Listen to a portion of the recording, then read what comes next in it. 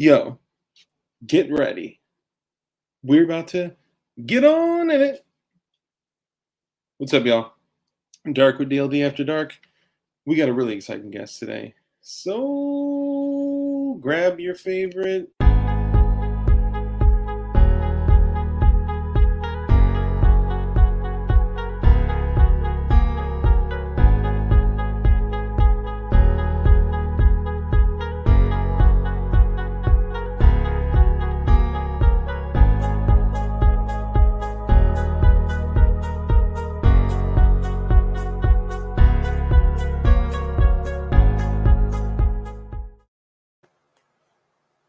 So first, I would like to start off by saying, let's welcome the new member, channel to the member, Pew Tang clan. And also at the same time, ladies and gentlemen, I'm so excited as your darkest colleague to welcome Pew Tang clan. What's up, brother? What's up? Shimmy, shimmy, y'all. Shimmy, yeah, shimmy, yay. Give me the mic so I can take it away.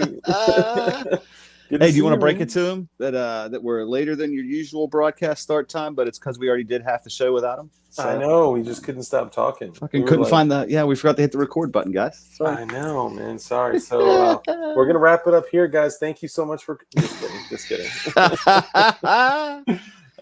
Dude, we were actually backstage listening to a lot of Wu-Tang because we knew that we could not listen to it here where they would shut us down and ask us for money. So, you know. But yeah, a lot of people in our community know you, Mr. Pew Tang, Mr. Tang.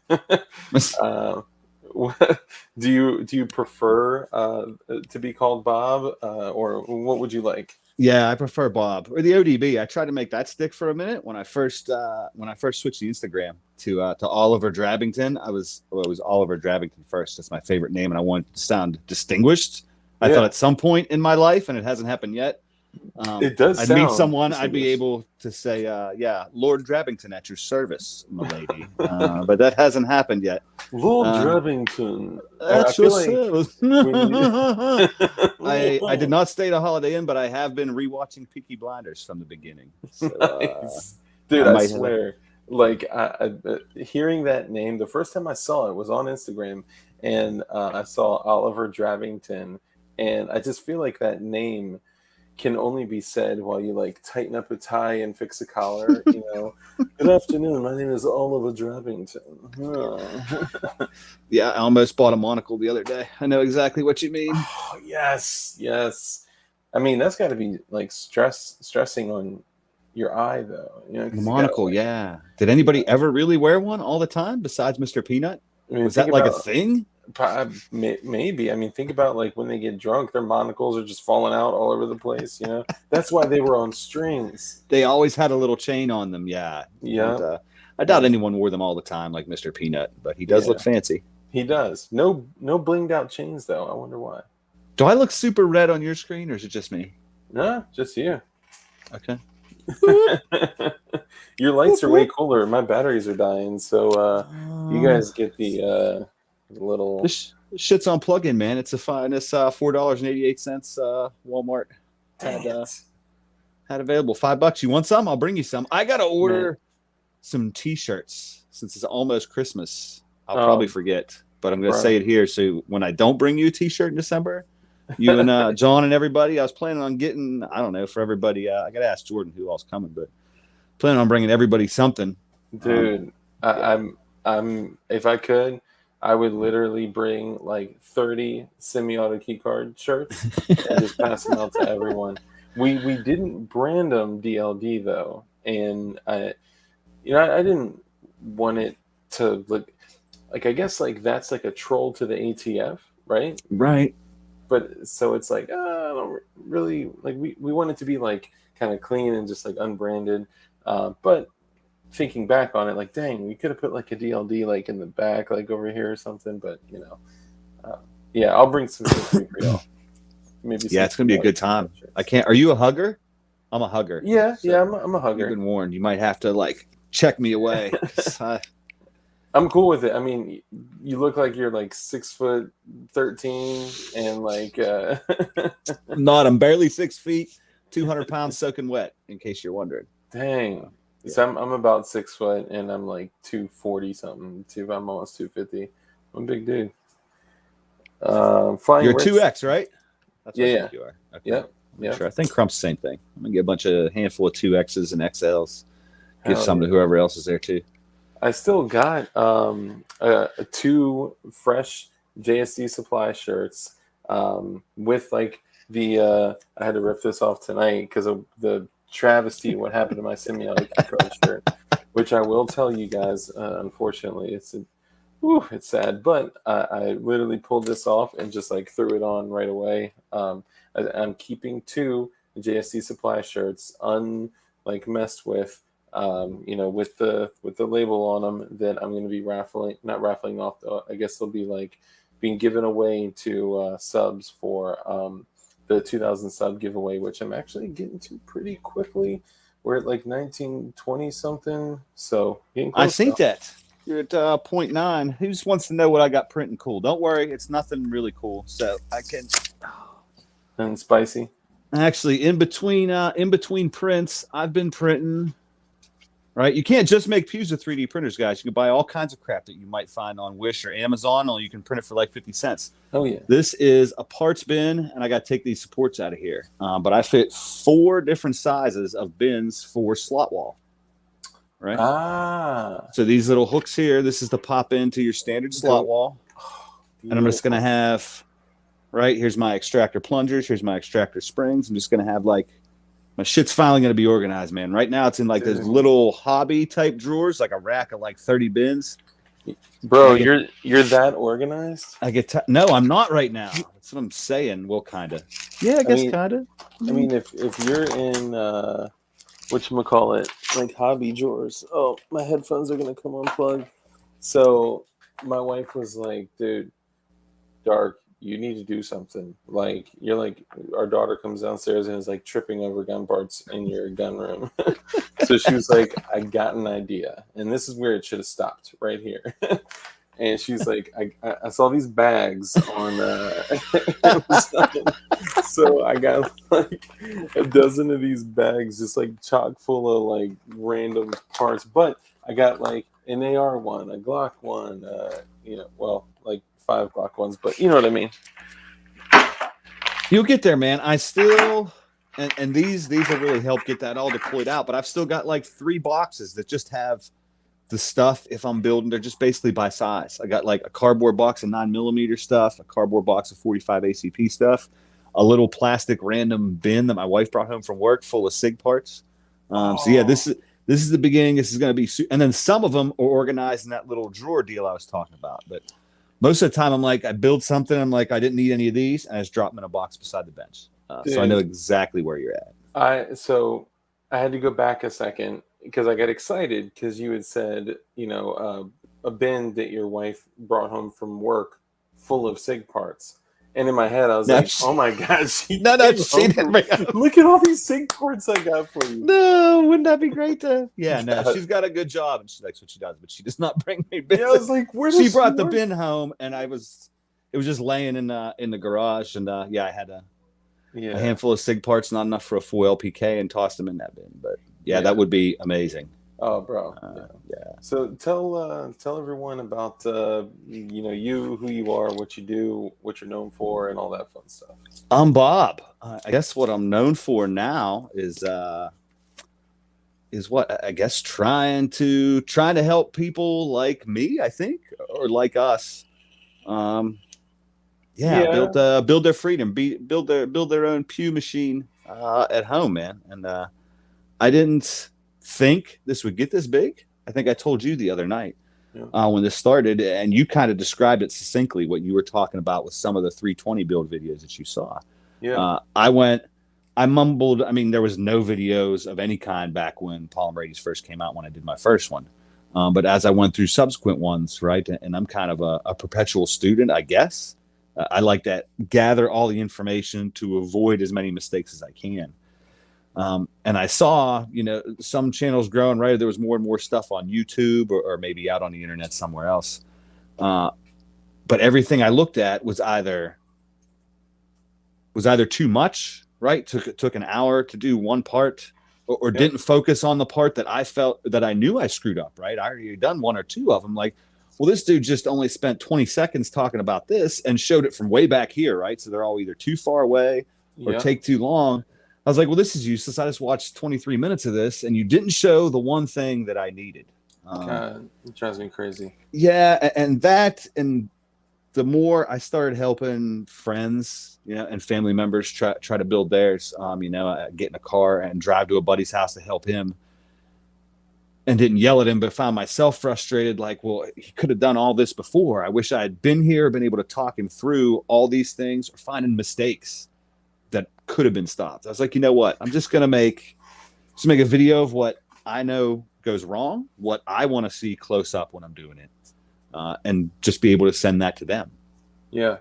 And that just started, that was maybe a year, maybe 2 years that I've been putting out those kind of videos. Oh yeah, man. I've got to be honest, I was kind of naive to you. I wasn't aware of your videos, even kind of, coming into the community where it's, our channel and then John, Flying Rich, 280U, like Hoff, like everybody, right? What's up, Timothy Knight?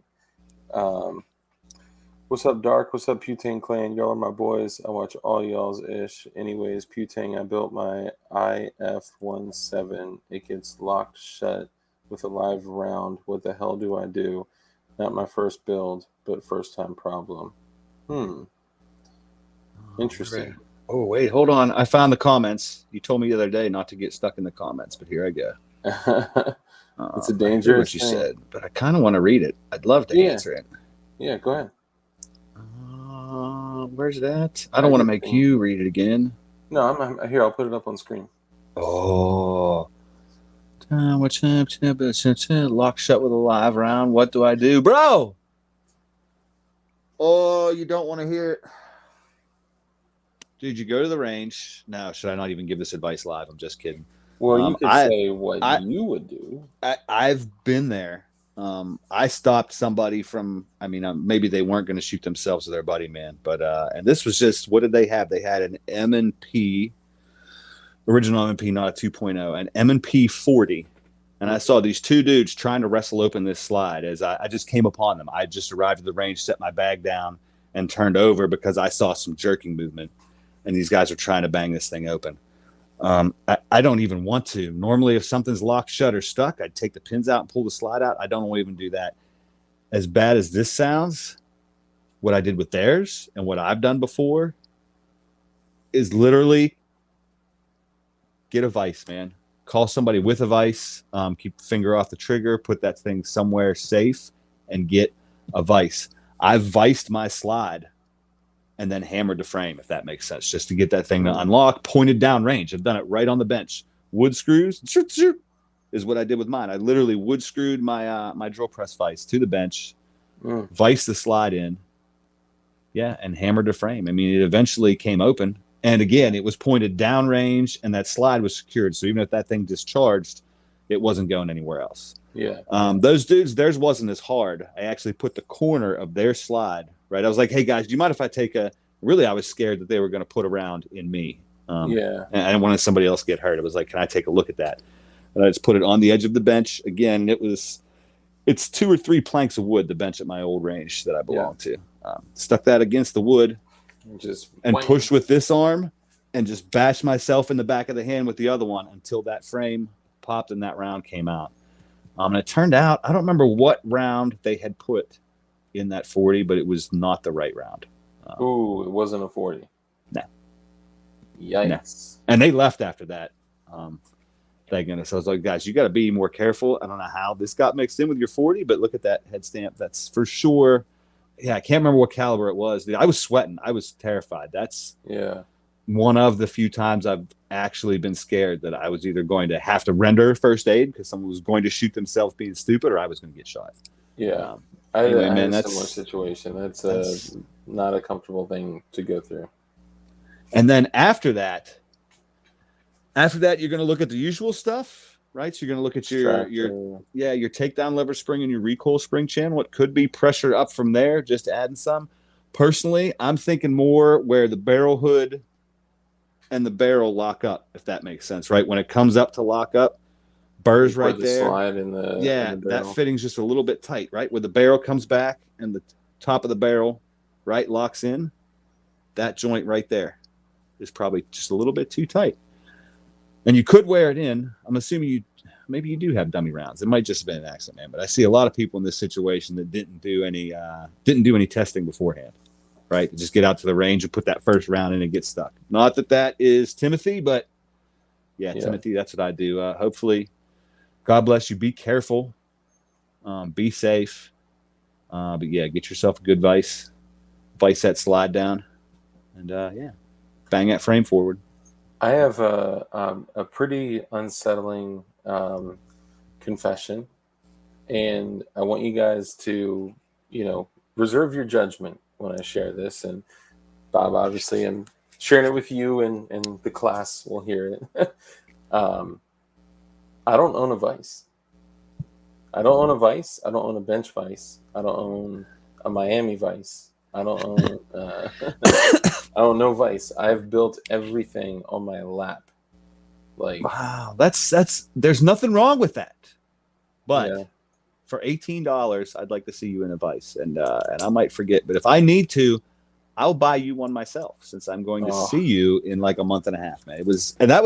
That's retail. I guess that was years ago now, but I walked in, it was a $14 or $18. I didn't even go to Harbor Freight because I didn't have a Harbor Freight near me back then. We have one now. I went into Lowe's. It was just like, there it is. And it's just a 4-inch benchtop vise. You can probably get it cheaper on Amazon now. Oh, the one that you got, the one you literally, the flat joint kind of looks like a drill press vise. It is, yeah. It's got the holes in it to bolt it to a drill press table. That's what I use for everything, man. Yeah. So my vice is are these. Hey, no judgment, man. I lived that way for years. That was all I had. Or I have a C clamp here somewhere, which is worse than that. Dude, you know what I'm talking about. C clamp has that little circle on this side. I built AR-15s using that C clamp. So embarrassed. Beautiful. I mean, that was many years ago, but yeah, we all came from there. Don't worry about it, man. Montana, bro, that is great. He said, Dark's Vice Fund. See if we can get Dark $18. Yeah, in this stream, hook a brother up with a 4-inch drill press vise. And they're labeled as drill press vise, but I literally use that for everything. And again, I love the holes. I don't know if I've ever actually bolted it to the drill press, but I keep a fistful of decking screws in my trunk, and obviously I have deck screws here. And I'll just, here's a good solid table. If I need to, I'll plop that thing down like at the range, and I will just run 3-inch deck screws through those holes, 2 in each corner, so I know it ain't going anywhere. Yeah. Detective John Kimball says, you need to get it together, Dark. Unacceptable. Look, man, we're not judging. Yeah. Detective John Kimball, I know you've been around longer than me, man. I'm not hollering at you, but don't judge. Dude, you know what's funny? For $2 in a kitty. We're up to, we got $2 for Dark's Vice. If you don't have $18 by December, you ain't getting no shirt. You're going to get a Vice for Christmas, bro. Dude, I'd feel so guilty, but I appreciate that. You know what I use this for, and a lot of people make fun of me for it.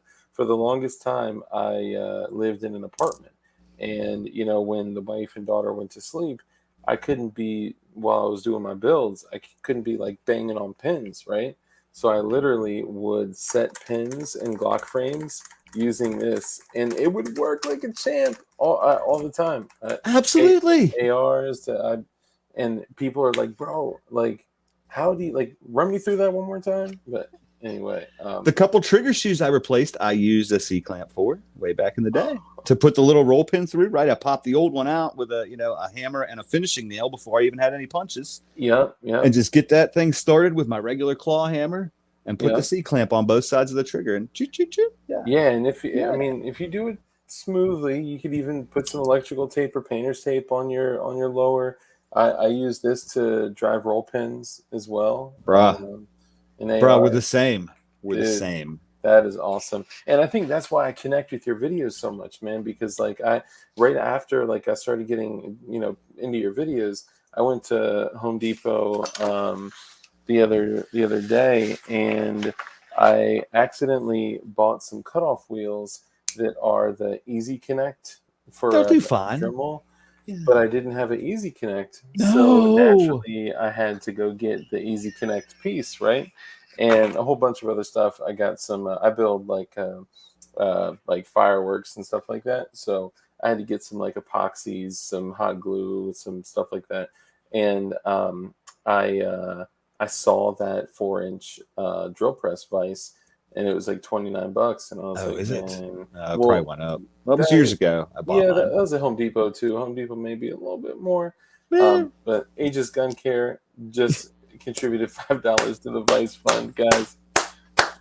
You guys I need are to write these awesome, guys man. down. Montana. I don't know why, but I don't remember who really cares about you. In case you Oh, forget, this is who really loves you, man.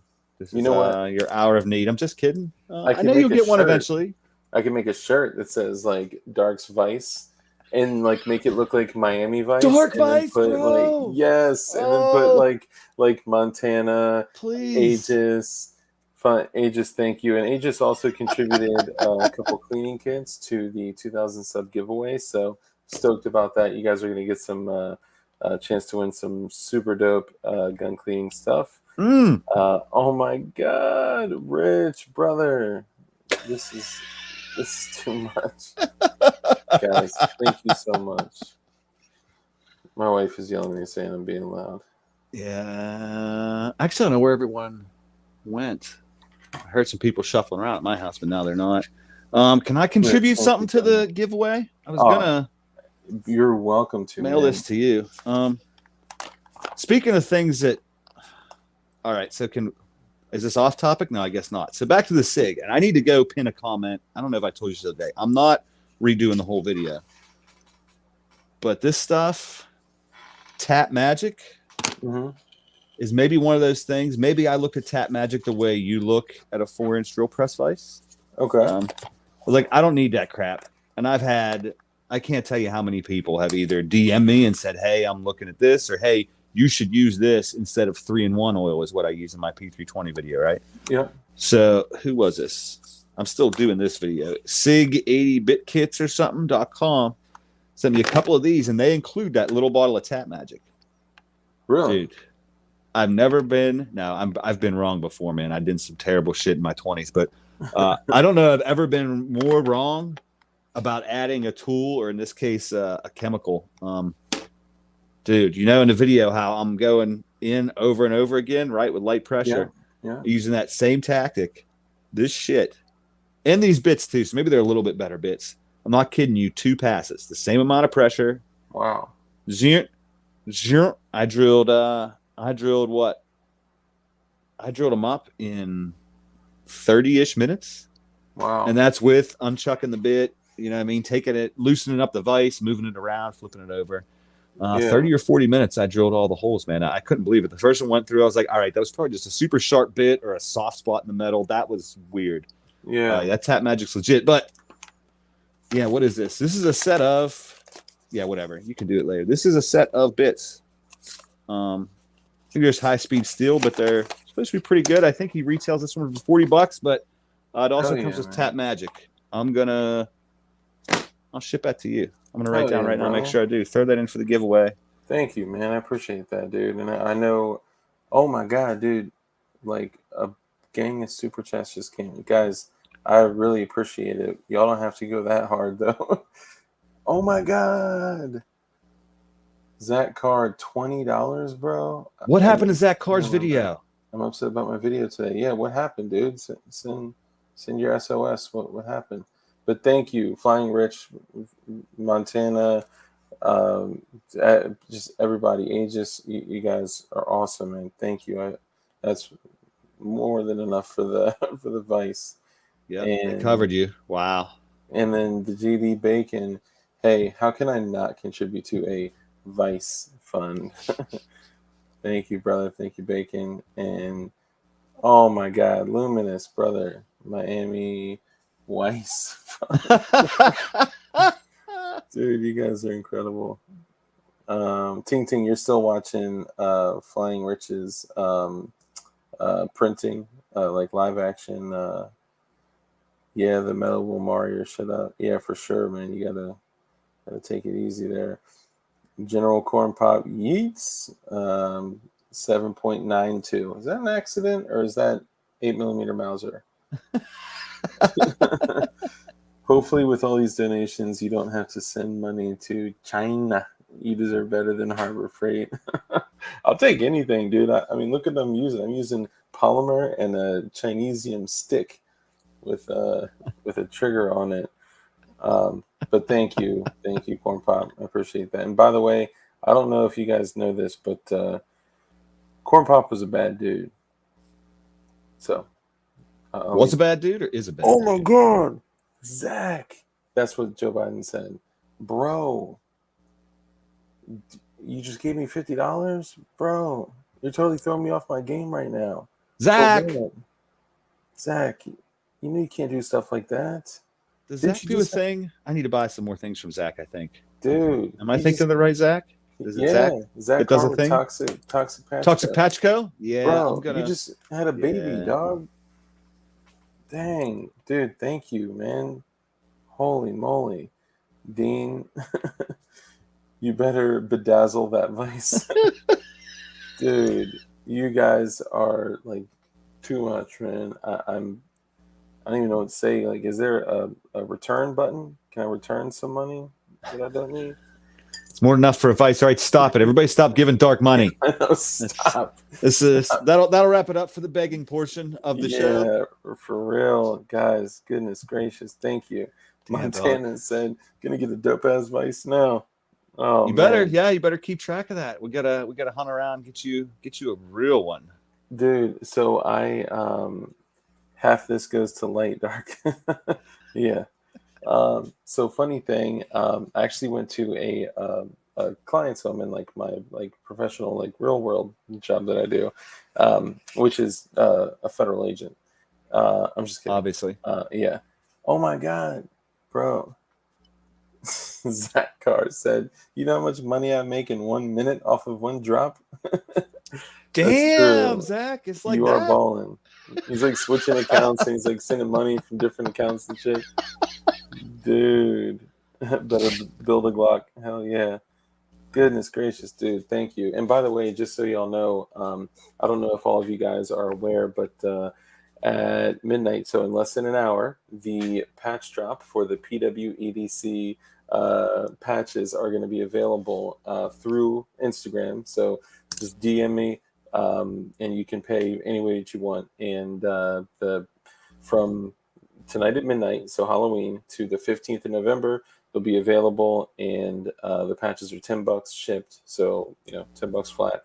And for the glowies that participate in the 1st or the 31st to the 15th, there will be a select few, a good amount of few, that will have an additional special item in the envelope stuff. So, yeah.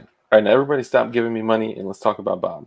Dude, you know how long it took me to figure out what that PWEDC was? Oh, like God. How many times that popped up on my timeline, and I was just like, I'm sure it's hilarious, but I don't get it. I have to ask him later, dude. It was like hour, maybe two before we got on here. I was like, I'll have to. Man. And I love, I'm such an idiot. Yeah, I don't remember what. Yeah, it was the caption that, because I'm a real idiot. Yeah, it was the caption that finally clued me. I was like, holy shit, bro. Oh my God, am I getting old? How did I not get that before now? It wasn't the picture of the revolver in the rectum in the X-ray machine, or the hashtag hiding guns in your butt. That's what it was. That's it was a real the hashtag. thing. And even when I read that, I was like, what the fuck is he? Oh, then I looked back up at the picture. I was like, I'm such an idiot, and that is so amazing. So is Zach making that one too? He did. He made makes that all one. the things. Yeah, he's a maker of all the things. He did question bolt action 338 or semi-auto 556 for a chopper, assuming unlimited things. Those are some different. I would say yes to both. Can I say yes to both? Assuming unlimited mags. Maybe I'm kind of retarded. I don't know what a chopper is. I can't tell you. And see, I think like maybe the term chopper gets kind of Like, thrown get to around the the wrong chopper. way. Nah, Yeah, I waka assume waka it. waka waka. Like I think like people call chopper like traditionally an AK is a chopper, right? Right. But I think people kind of call it like maybe like a truck gun that's like an AR AK style. Maybe kind of bastardize it a little bit, but a bolt Right. action 338 Lapua or a semi-auto 5.56, they're two very different things with two very different capabilities. 338 or 50 anti-material. I guess it had to be 50, wouldn't it? I don't know. The only bolt action I own is a 22. That's embarrassing. And I've been looking at them, but the ones I like are way too expensive. But I just want to do it once, if that makes sense. I want to buy once, cry once. Yeah. Um, What are you thinking? I don't know. I was really looked at as the Sig Cross, and I just started following Boring Rifles the other day just because their shit looked cool. I don't even know why it popped up on my Instagram feed, but Yeah. I started following them. But I'm probably gonna have to talk to some experts. Honestly, I mean, depending on how crazy you want to get, one of my favorite bolt action rifles is ridiculously unaffordable, and Perfect. yeah, and it's modular, so you could change it. So typically, you find it in 338 Lapua Magnum. It is the Barrett MRAD, and it is the multi-rapid, blah blah blah, whatever. Uh, Right. my boy has one, and he's got like a $3,500 Night Force on it, Whoa. and I mean it's like literally like a 2,000 yard gun. It's crazy, Wow. and yeah, I mean if money did not matter in the world at all, even though it doesn't really matter as much to me. And don't get me wrong, I'm grateful for all of you guys' contributions. Um, I just don't like what money has done to the world. Okay, sorry. Uh, Right. but if money wasn't an issue at all, I would drop 6 grand on the Barrett MRAD. Damn. Yeah. It's gorgeous, but I wrote that down and I'm currently putting a line through it because I would like to see that, but for sure it's not on my shopping list. Well, bro, I I think those had a. crosses are going around 1,700. Oh, that's not bad at all. No, it's not terrible, man, but that's a lot on a gun, I guess. Yeah. I'm still pretty poor, not as poor as I was. I don't think I told you. I got laid off. I think we've had this conversation. I got laid off last summer Yeah. from working the same job for 17 years, kind of working my way up the ladder. And the companies merged, and everybody told us we'd be safe. And then all of a sudden, we got a notice for a conference call one day while we were just out in the field doing things, and our regional vice president was like, "Hey, they decided to just eliminate your role. Like literally, everybody that has your job in the entire company is gone." Yeah. And I freaked out, man. I sold a lot of stuff. I sold a good bit of guns that I had that I could Yeah. get rid of. And that was, oh God, it's over a year ago. That was last June. Mm. And I'm still almost living with that fear, if that makes sense. I'm starting to do some more things. But even when I look at spending $1,700 on, a rifle that I'll probably use for forever, right? It's going to last forever. Yeah. I still look at him like, well, you can't do something like that. Yeah. I got all the way out of all the credit card debt we had. Nice, man. Good for you. Like I panicked. I said, all right, I need to be prepared for this. And I'm still kind of living that way. Like if I had no money tomorrow, what would happen to my family? Sorry, No, I didn't mean to get it's dark there for a important. minute. But I Nah, look at dude, everything that way, man. A $20 hoodie. I want to get into some zip hoodies for fall to go over the shoulder rig that I'm going back to. Yeah. And I just haven't. So look, I'm like, man, $25, $35. I'm like, that's ridiculous. Yeah. I'll find somebody to throw some away. I don't know, but yeah, I look at all money differently now. Yeah. So it was terrifying. Like I said, I worked there 17 years and thought I'd work there for forever. I think it's interesting to look at like what's happened in our world to show like what money used to not be as much of a thing, right? It wasn't about money. It was about not starving to death and not, dying of thirst. And things have kind of changed to, where we are now, which is, the actual currency is what keeps us from not, um, oh my God, Montana, the Barrett AMRAD fund. Montana, knock it off. You got to start somewhere, right? I'll take care of me. No, we're not doing a whole Vice thing again, man. I could if I wanted to. I also need to get this basement finished too. That's another one. I've got the money saved to get that done too. And Yeah. because every time I look at it and I start looking at contractors, I tell myself I don't have the time to deal with picking a contractor, finding somebody to do a good job reasonably. Yeah. But it really it's still that fear, man. I don't know how long it'll take me to get over it, but I'm like, whoa, no way I can spend that, because what if I'm out of a job tomorrow? I don't know how long it'll take me to get over that. Dude, I'm still there, and I think that's what's kind of brought this just man, how disdain blessed are towards we? money. Oh, dude, How blessed are are we? Crazy blessed. Like, how blessed is everybody? And thank you guys for donating to for getting Dark of Vice. But I think that's what's really wrong with the world, man. I think that's what drives this material, the selfishness, I guess, or the self-centeredness, yeah. and the materialistic thing that makes it about getting money is that we don't, man. And people blame it on technology or whatever else, but nobody stops and just says, wow, I have all this. Right back to your point, It used to be about getting food and water and keeping a roof over your head. Nobody stops and goes, look at what I have. Yeah, like, not look, God, what does he have everything. or what can I get, right? Yeah. Look at what I have. I think right, we're alive here, and kids are mostly healthy. Look at what we have, man. Everybody in this stream, look at what you guys have. And now Dark has 50, 60, 70 some odd dollars for a nicer Vice than I'll ever own. But the nicest yeah, look Vice. at what we have, man. We're Saturday night we're either watching or talking on a YouTube stream. And people used to be the Oregon Trail and shit out there, man. Not even that long ago. You used to not know if you were going to live to see the end of a year.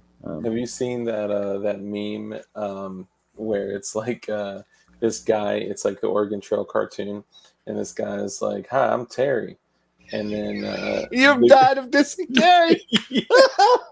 Dude, I die. He's like, I still crack up every time. I don't crack up. I don't lose my mind, but I literally laugh out loud every time it pops up. Dude, because if you're even remotely close to our age, you've died of dysentery a handful of times, okay? Like, I don't care who you are. Or rations. Oh, God. But just to hit one thing really quickly on what you mentioned, like, dude, I went through that same experience in March. My role was to vaguely to help run a company, and there were several of us within a franchise, and there was one person that reported to the owner. And the moment that the Karate Cold hit, they freaked out, and they were like, "Hey, so we're gonna take you and not have you here anymore, and then we're gonna have one chick run all 3 offices, 3.5, 4 offices. And thanks for the 5 years, and have a good day."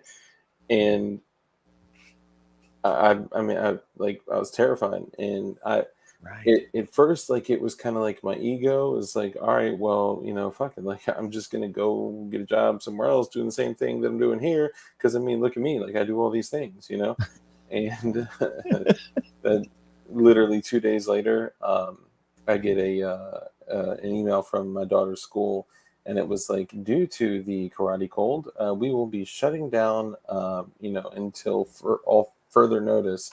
And I'm like, oh, okay. So, and I'm sure this was some folks here that's like during that time, it was like, I was, dad. Of course, I was the husband. I was dad. I was the best friend. I was the teacher. I was the chef. I was like for 6 months, and I was like looking for a job, and I was, and ended up completely changing industries, and trying to just like get back. And I think that's where I realized, like, bro, like, I turned into a completely different person when I was like very financially like healthy when I was like, what a lot of people would call like successful.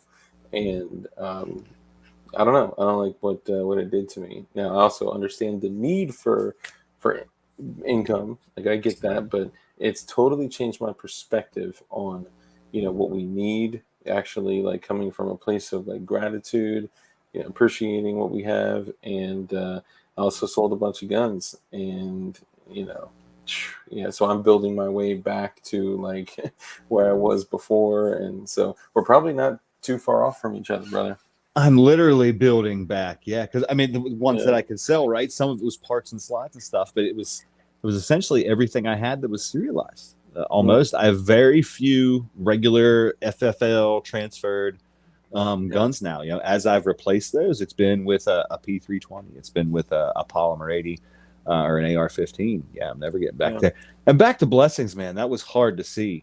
The tear just kind of gripped me, and I didn't like the financial of it. But man, Hmm. yeah, I had all my kids out of school, man, and became, I guess I'm the principal and the vice principal. They still did online school, right? So they had their Yeah. assignments, but especially the younger one, I don't know how he would have done, man.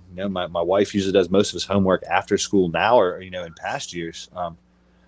Yeah, so at the same time, it was terrifying, but I was able to climb out to like shed or peek through that guilt and appreciate that time I had with my kids too. Yeah. To Yeah. be that involved in their life for that short 6-8 months or whatever that they were all home. Yeah. Yeah, and it's interesting. Like definitely gave a different perspective. And I'm grateful for that too, because it was like, man, like I'm being short. I'm getting frustrated quickly. Like I need to take a step back and chill and be like, wow, like you know, actually be grateful for what you have, and be grateful that you're complaining about your life in a house. You know what I mean? Like, be grateful that you're like, thinking these thoughts over dinner. Like I'm not like, so all in all, like it was challenging, and I'm still working my way back. I'm not anywhere near where I should be. And honestly, guys, right now I'm going through a challenging time. So you guys also don't know like how important like what y'all are doing tonight is helping. So thank you. I appreciate you guys. Um, but back to you, Bob. You What? No, we got other stuff to talk about, man.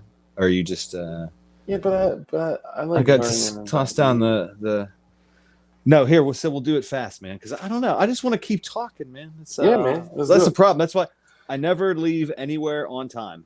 Period. Like I'm late getting everywhere and I'm late leaving everywhere because I start talking and I don't know. I just want to keep talking. I don't Did, know. Unless somebody did tells me your to shut up or leaves the room, unless there's no people present, I'll pretty much just keep talking. The Pew Tang clan, right? And I told you I lost my mind the other day. So that is from, you've heard people, or the guys on the stream are probably familiar with the satisfying sound of when you shoot and hit steel, right? A steel plate, a steel target. Yeah. I actually decided that I thought I wanted to make the Pew Tang clan, not even a YouTube channel, just that I thought that would be cool. When I was explaining to someone how I had missed a target shaped like this, right? So it was in 2018, I started shooting USPSA, right? And this is about 3 foot tall on the range when you're Hmm. doing action shooting. Yeah, and some guy came back because I hit one of these and it made the tang sound before it falls, right? It's not really a ting, it's lower pitched because of how big it is. It's 3 foot tall of steel on a Yeah. hinge. And I thought I knocked it down and ran to the next shooting position and turned back, and there's that white motherfucker staring at me, still standing up. So I had to run back and hit him, and I'm trying to explain to this guy how deceptive that is. Basically, kind of blaming the target, right? I was like, man, I ran up there, Pew Tang, and I just run to the next one and look back, and he laughed, and I turned around, and I was like, that'd be kind of funny. Could I just put that in the middle of a Wu-Tang logo? I think that would be fun. I think that would be cool. So that's where the concept started. But yeah, I was literally not blaming a target, right? But when you shoot one of these, and most people do, right? You have to shoot Hmm. it. Let me show you. To get it to fall, if you're shooting 9mm, which they consider minor, you have to hit it above this kind of bulge. If that makes sense. Yeah. This is kind of the main strike area. You have to hit it here or above. And if you hit it right down here, it's calibrated so that it won't fall. Yeah, if But you again, were watching T-Rex, he'd call it an alpha hit. yeah, right. Yeah, so the buzzer goes off and you're running, and yeah, after you do it enough times, you hear that tong, you hear that tang when that bullet hits it, and you run to the next one. And I had to run back. No, yeah, that's the short version of the story. And you had mentioned something kind of interesting. You had said that you kind of just grabbed a Wu-Tang W, right? And just like boom, slapped it there and Yeah, began. man. This the whole thing almost wasn't a thing because when I got home, I just grabbed the Wu-Tang logo. I was like, I don't know anything about copyrights and intellectual property as far as art's concerned. And I did some for the birds. Yeah, I did some masking, right? So I just took a Wu-Tang and I dropped a red block over the top and masked it, and a blue block over the bottom, wiped out the name, found an Asian looking font and put Pew Tang in the middle and started uploading that places to try to like get stickers and shirts and shit printed. I was like, it's going to be amazing. I'm so excited. Yeah. And all of them were copyright infringement. Sorry. We can't do that. So that's when the re-engineering occurred. And you can see there at the lower right, I don't think anyone has asked or noticed, or maybe nobody cares. That's what I wanted to hit on. What that really is. Maybe, you know what, before you say it, let's ask if people can identify what it is. Oh, so I'll give them a hint, right? So instead of just giving up, and I could have been like, that was fun, but it was stupid, and obviously I'm not going to be able to get anything. I'm not going to be able to use that, so screw it. But I didn't. I got to work and started working on, and I don't even know how many hours or days it took me to perfect it. That blue and red and white logo you see now, I say it's a combination of multiple objects that created that shape. It's not just a silhouette of an object, it's several objects. That may also help create that sound. Pew Tang. Ooh, ooh, ooh, ooh. Who is it? Was Zach first? Oh, so Dustin was actually first. Nice. Dustin? Let me see. Gerchop said, what's up, Gerchop? Said, worthless front serrations. First Amendment t-shirt says, you all sleeping? Bro, this is a preparation and self, like, this is like a channel to build self-sustain. Yeah. Anyway, no, we ain't sleeping. But I appreciate you checking, though, because, I mean, it's important. So I think here Dustin was the first. Yeah, looks like he's the first. Dustin, can you email me at pewtangclan@gmail.com so I can send you something? I didn't really plan this. Yeah, I got stuff. Dang. I got stuff, man. May end up being a set of Glock pins or something. Now I got at least a stainless. I may have some tin ones later. I don't know what you're going to get, Dustin, but if you email me and get me your mailing address or whatever, I'll send you something for guessing right. Zach Carr said, I had it typed out, but had to put the pacifier back in the baby's mouth. Zach Carr, I'll mail you whatever you want, man. You should hit me up too. You Dark has enough for like 4 made in China vices, but I think he's going to investigate and get a made in the USA one because that's what the people fucking paid for. Exactly. Yeah, man, we didn't pay for you to have the kind of cheap shit that I have to work with. You're going to get lit. Made in the USA. So yeah, it's 2 AK mags, and the latest version of the logo has the nubs shaved off the side. I think I'm still using the old one on there, but actually had my 13-year-old daughter, who's a bit of an artist, a bit of a wizard on the iPad, kind of clean up the resolution, and she also took those nubs off. But it's 2 AK mags on the outsides, 2 AR-15 30-round mags next. And the middle there, I forget which one goes which way, the 1911 mags or the Glock mags. It almost looks like it's one across and one up and down. God, I got to go find the original pictures again. Not right now. Yeah. I saved all the originals, actually, when I made it, in case someday I got big enough that I actually got sued by the Jizza. But in case somebody actually came after me and said, you stole our logo, I wanted to be able to say, look, here are right? Here are the 4 images I used. Here's the exact steps, if that makes sense. Here's one of just the magazines. Here's their silhouettes. Here's when I arranged them. Here's when I added the color. Like, I want to have the process to show, like, hey, I created this, so you can go after yourself. Oh yeah. PWDC capable. The Vice. The Vice. Damn, I mean, with enough lube, anything's possible. But I know. Well, so this came. I don't know if you saw this stream. We actually had a PWEDC stream. Like, the entire stream was about PWEDC. Now, this came from like probably 6, 7, 8 months ago. Oh, and we got that yellow dollar sign like within like 5 minutes. It was like, like illegal, wrong, bad. But the funny thing is, this came from like forever ago, 6 to 9 months ago, roughly, because December 22nd would be a year that this channel's been alive. And wow, happy birthday, or happy thanks. channel birthday. Shit, you got all kinds of stuff going on, man. It's gonna be Yeah. a hell of a December. Oh, bro, I know it, man. It's crazy. And one of the dudes that, which I actually just recently talked to him, if you guys remember Matthew, the dude that makes custom knives. I don't want to throw his last name out there, but Matt made custom knives. He literally would get a forge and bang out steel. He made me a DLD, a dark claw. He's got dark and DLD hot stamped in there. Like, so sick.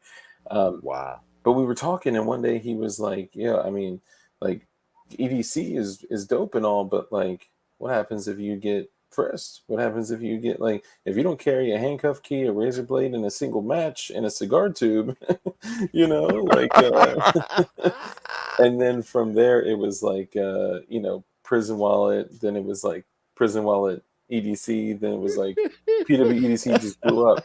So good. I actually started looking into it, and no pun intended, that shit is everywhere. Like, a dude got caught. He got pulled over, and he had a 6-inch 38 special, like 6-inch barrel, square butt Smith & Wesson revolver, and the dude, That makes me uncomfortable. Oh, bro, 10 and a half inches long. Okay, the dude straight sat on it. Okay, I'll just say that, and forgot to get his drugs up there too. So he ends up still getting arrested, goes to jail, makes it through almost a whole day there, and they're like, hey, something's wrong with this dude. He's acting a little weird. So let's take him for an extra search. And they find a full-size 38 special 6-shot inside of him in his rectal cavity. How many out of being a 6-shot 38 special, how many bullets do you think were in it? How many bullets? Not all of them. All the bullets? Not all of them. 0. Oh. It was unloaded. Wow, what a waste. Right? I mean, and like, why wouldn't you swing open the cylinder and like jam your meth into the cylinders, shut, and then go? You know what I mean? Like, God. Hey, I gotta get out of here. Shit, I just realized what time it was. Oh my God, it's already 11:30. Dude. Okay, I know you gotta pick up your youngin'. Dude, man, there's so much more we need to talk about, so much more we gotta cover, but I know you got a little. I know, but we're doing it again next Thursday. Or who else coming next Thursday? I probably have like over 24 people coming in for episode 100. Yeah, so it's gonna be dope. Wow.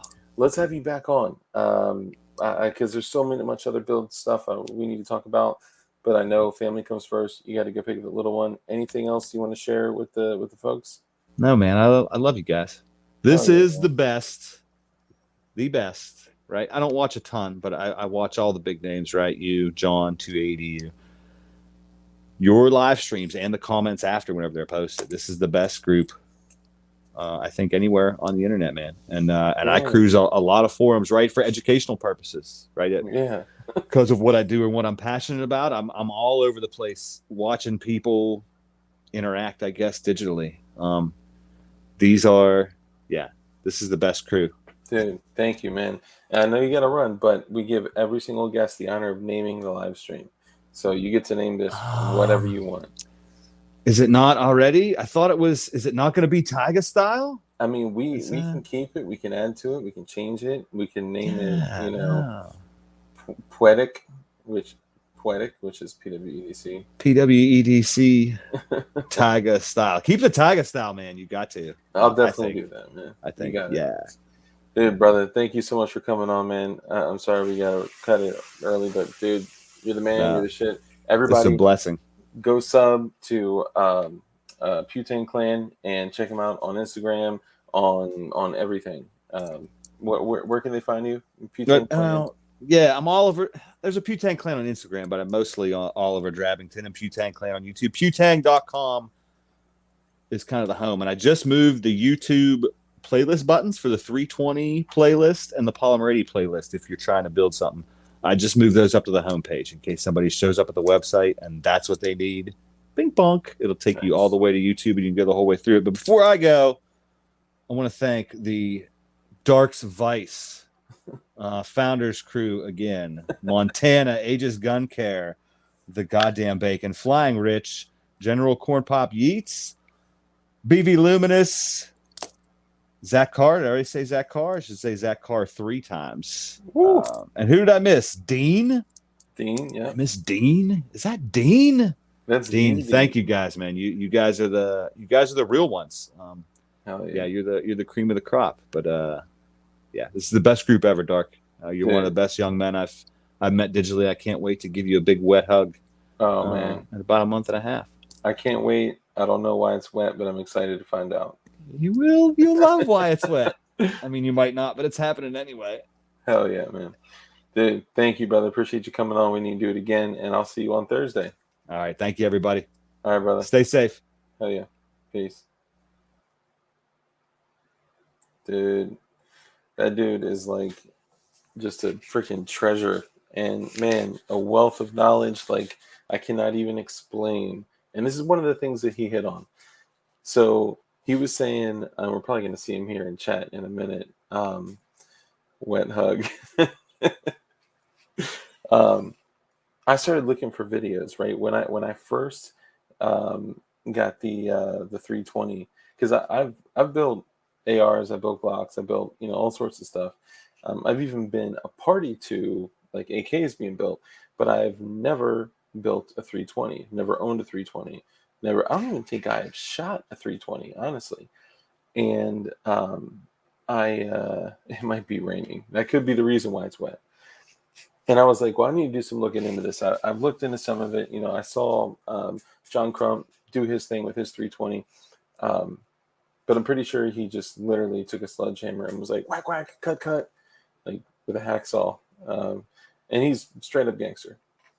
But I was like, I'm going to do some looking into this. Like, I want to become as much of a master on it as possible before I even go to the drill or go to the Dremel, to the drill press, whatever. He is going to come out. So he'll be back on Thursday. He only had an hour tonight. He has a child that works late. It's an older child that works late that he had to pick up. So much love to you, brother, for committing to your family. That's important. So I start looking into it, and I'm like, man, I am going to master as much of this as possible. And shout out to incredible companies where you can get great, inexpensive American-made stuff. JSC Supply, you rock. And I was like, let me check some stuff out. So I go looking, and I'm watching these videos, and I'm like, dude, homeboy is like in the video, like back here, like working on stuff. He's like, all right, so you'll see right here, there's a hole where you need to mill out the section between the two. I'm like, dude, you are way too far away. Like, I need like a zoom, like honed in. I need to see specifically, like, okay, here's a circle. You'll see 4 lines around this, like, I need something like very, very close. I need something to know specifically, like, what am I going to have in my hand? What am I going to be working on? So I continue looking. Then I continue looking, and I go to one of my earlier who I would watch earlier, which is Marine Gun Builder, and Then I start looking around the rest of the internet, and honestly, a lot of the 80% stuff out there is like the bathroom stall of the internet. It's just like dudes like all right, so this is a yeah, no, I don't remember where I got it, but it's like something, and it's like polymer, and like, dude, what?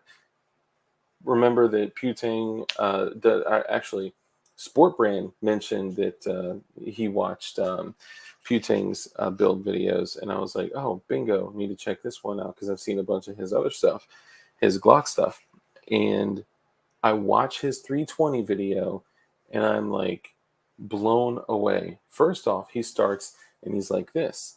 He's in his little spot and he's, having a conversation about what to expect. And he's like, these are the stages that we're going to follow for the video. Stage one is we're going to inspect all of our tools and our equipment and make sure everything is blah, blah, blah. And you need to check the drill bits, and you need to make sure that number 40 doesn't fit in 39, and and he walked through everything. And then he was like, okay, now that we've checked our equipment and our tools, now we're going to go to it could not have been better. And the actual work that's done is like zoomed in, like you can see it like right in plain view. The lighting is good. It's like this is just a little like plastic nothing. I just picked this up off my desk just to pick it up.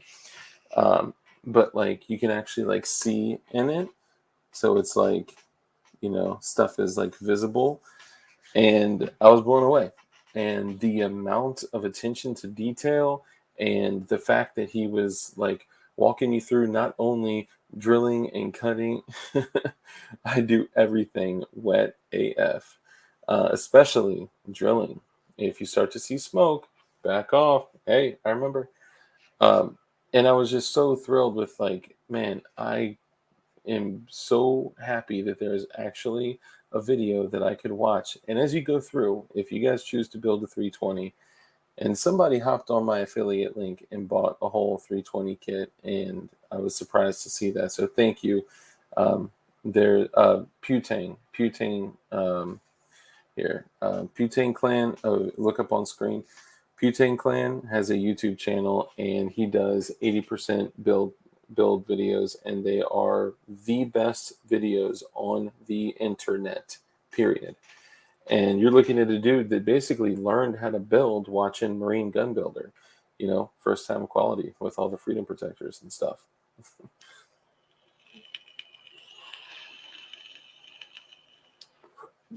Space Texan Agorizer, say wet feet again, and I make kumbaya.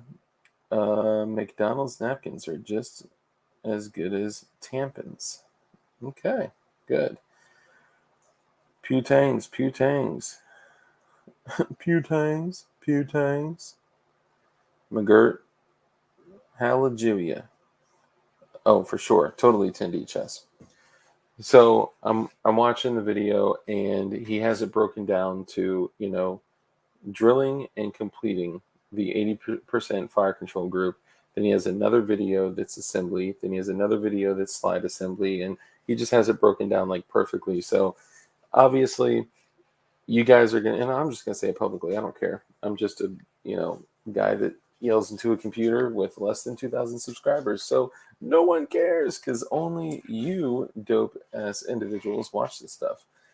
So as I said, I basically started building, years back watching Marine Gun Builder, and I appreciated his stuff, and I still bounce around in his forum, and I still learn. Like I look for everything that I do, I look for learning opportunities. Like, what could I learn? Even things that I feel like I may be in the process of mastering, because you never stop learning. It's like, what could I get better at? What could I improve? What could I what could I hack? Dude, Pew Tang. Dark Vice. Man, y'all are gonna see like a diamond encrusted vice like hanging on the wall in the background. Like, this is just too much. Guys, thank you so much. Why are you guys here watching DLD? My channel is so much better. Dang, Flying Rich, it's like that. Brother Pew Tang Clan, thank you. I appreciate you coming on, man. And it's so crazy to see how fast an hour goes by, and we need you back on. The people need you back on. So thank you, and come again. That's what I want to see. Hell yeah. So I started by watching Marine Gun Builder, and I'm the type of dude that when I'll give an example. I got a call from one of our community members, or one of our community members reached out to me, and he was like, "Yo, I'm going to the store, and I'm going to safe word. I'm going to pick up a variable speed Dremel. I'm going to pick up all these, files. I'm going to pick up the, drill press workstation for, uh, bro. Oh my God. Yo, y'all are crazy. Dude, this is like too much, too much. Dude, this is like my entire month of YouTubing in one stream. Dude. Lag Demon, good night, brother. Bro, guys, thank you so much. Zach Carr, thank you, brother. I will literally engrave Toxic on it myself because I just recently picked up the. Oh, I don't think they're close enough. I got the engraving bits for the Dremel, so I'm going to work on that. So I'm watching him, and I'm talking to him, and basically, in General Corn Pop too, brother. Thank you. That was a very large, very generous donation. Thank you. I'm grateful for y'all. You guys do not need to do that. Just you being here, plugging in, being a part of all of this, and liking, making sure you shoot the like button in the face. And sharing, casting onto TV, whatever you can do. That's that is absolutely enough. And thank you. So I was like, bro, you just like rattled off like $200 worth of stuff. Like, simmer down. I'm trying to remember. And I was like, go to the store that you mentioned and get an X-Acto knife kit. Get because they were like, I'm gonna get fret snippers and I'm gonna get this and that. And I was like, dude, go get Pew Tang. Dustin had asked what was the email address that you mentioned. So if you could drop that in chat. Don't make it look like a link though. Like maybe typeout.com. So I was like, pick up a kit of X-Acto knives, which I have one here somewhere, and pick up some files, some punches, and some sandpaper from like 800 to 2000 grit, whatever you can get. And already had a Dremel, drill press, whatever. And within 30 minutes, because he was like, oh, bro, I used to whittle wood. Like my X-Acto knife game is nuts. So he was like, 30 minutes later, he hits me up and he's like, dude, I was like, oh, what? Did you need help? Did you need help? What do you need? Where are you at in the process? He was like, oh, no, I finished it. 30 minutes. Finished an entire lower. Knocked it out. Dude, I think a lot of times we're overcomplicating things. And here's one of my complaints, and I'll air it out there, and I don't care. When I see, and it's not to hate on MGB, okay? Because Marine Gun Builder is very good at what he does. And he's cranking through a lot more builds, okay?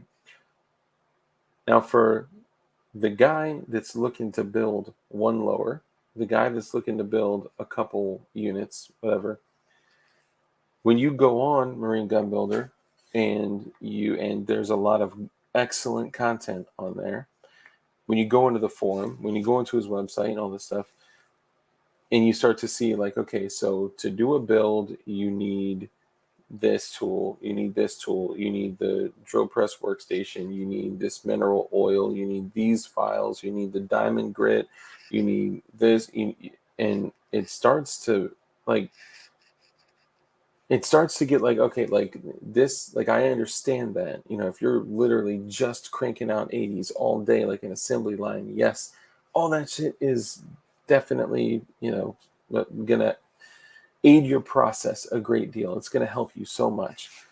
But for the dude that just wants to crank out an 80 or two or three or five, even, I feel like people are just kind of trying to push viewers to their own affiliate links, and I think that's a little messed up.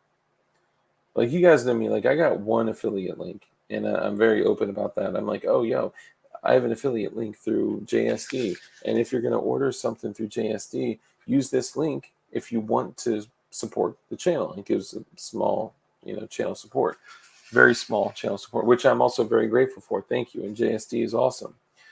And I can't share it, and I can't put it in videos. I can't put it, so it's not like it's for money. I even told him, like, yo, when you get like money built up over there or whatever, just send me gun parts. Like, that's all I want. Just send me gun stuff. That's it. Um, and I think a lot of channels have gone to using affiliate links for income. And when they have a website with all these affiliate links, and they're like, you need this Dremel, you need this drill press workstation, you need the smaller, more fine, detailed Dremel. I forgot what it's called, the little baby joint. You need this, whatever from Brownells. You need Gen 3. What was it? Gen 3 ejectors are dog shit. So you need to take it out, throw it in the trash, and order a Gen 4, okay? Because everyone knows that there is this massive problem all across the United States, all across the world, where people are saying, my Gen 3 ejector is not working. My gun's failing because of my Gen 3 ejector. Let me know in chat if you've ever heard about that. Can't say that I have. So like there's some things like, all right, it's a little extreme, okay? So if you're saying like I need to go get this ejector, only a Gen 4 ejector, and you're saying that I need to go use this, I need to go get this and get this and get this and get this and like, dude, take it easy, because with X-Acto knives, and everyone's different. Do your thing. If you have a different method that works for you, do that. But with X-Acto knives, a vise. I know it's like a wood press or whatever. Sorry. With X-Acto knives, punches, files, and sandpaper and a Dremel, I can knock out a P80 build like that, and also a can of Pledge or Pledge wipes, because MGB was very right that Pledge does an excellent job of rehydrating the polymer.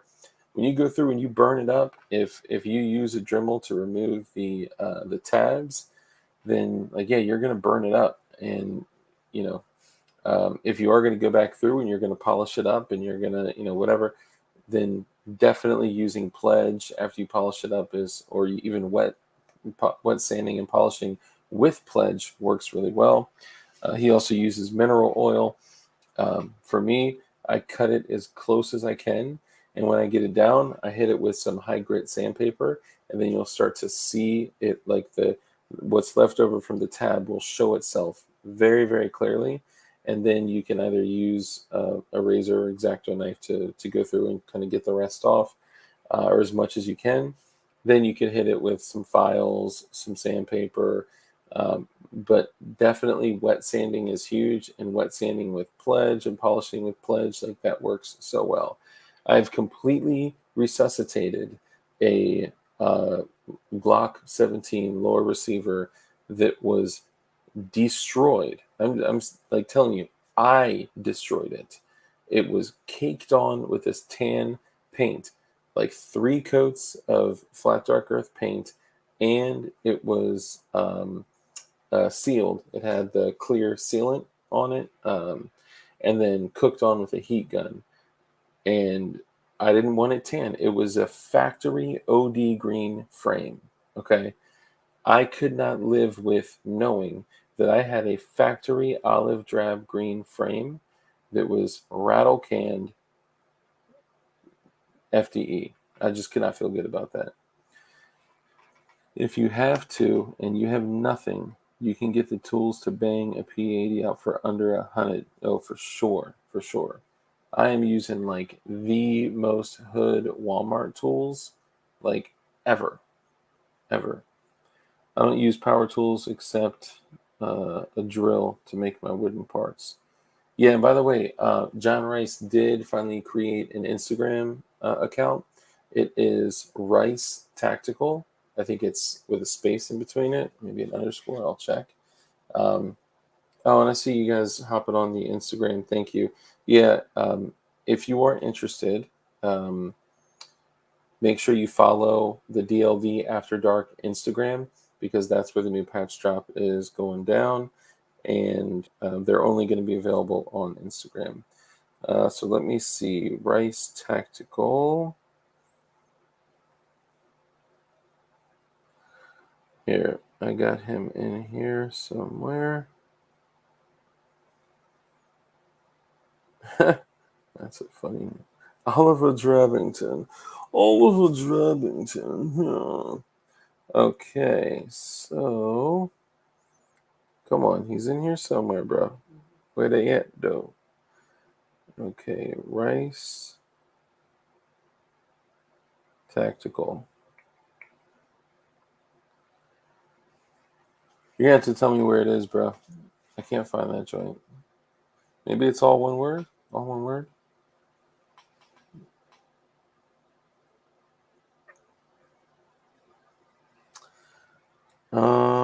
That's definitely not Rice Tactical. I'm gonna have to go back and find it. But John Rice is on. Bro, I think you're gonna have to like find me again. I can't find you at all now. Sorry guys, give me 1 second. Oh, we forgot to shout out one person. Dark is an Amish P80 builder. I mean, basically, he's an artisan. Aegis Gun Care also contributed to the diamond encrusted American Vice. So thank you. I know you're in here, dude. I don't know where you are, but you're in here. So it's Rice Tactical. Find him on Instagram because all of those dope wooden AR parts, like the wooden M-lock grip, what do you call them? Grip inserts, the grip covers, rail covers, whatever. They're not rail covers because it doesn't cover rails, but you know what I'm saying. The AR trigger guards, the wooden push daggers, the all those all those like super dope wooden parts I told y'all about, and I showed some of y'all. Let me see. Oh, oh, look at that, baby, dude. That on your AR, dog. There's just something that is like so beautiful and fulfilling about having wood on your AR. I don't know what it is, but it's beautiful. But I'm not going to permanently install these until I have, there's the trigger guard. Oh, hold up. We're about to get to the bottom of Toxic Patch Co's video. What happened, bro?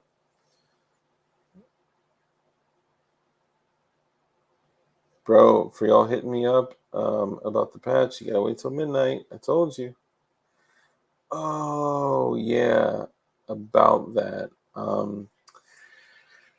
You shouldn't shoot a 5.56 underwater like that because it goes very far. Like a 9mm will stop within like 6 to 9 feet typically.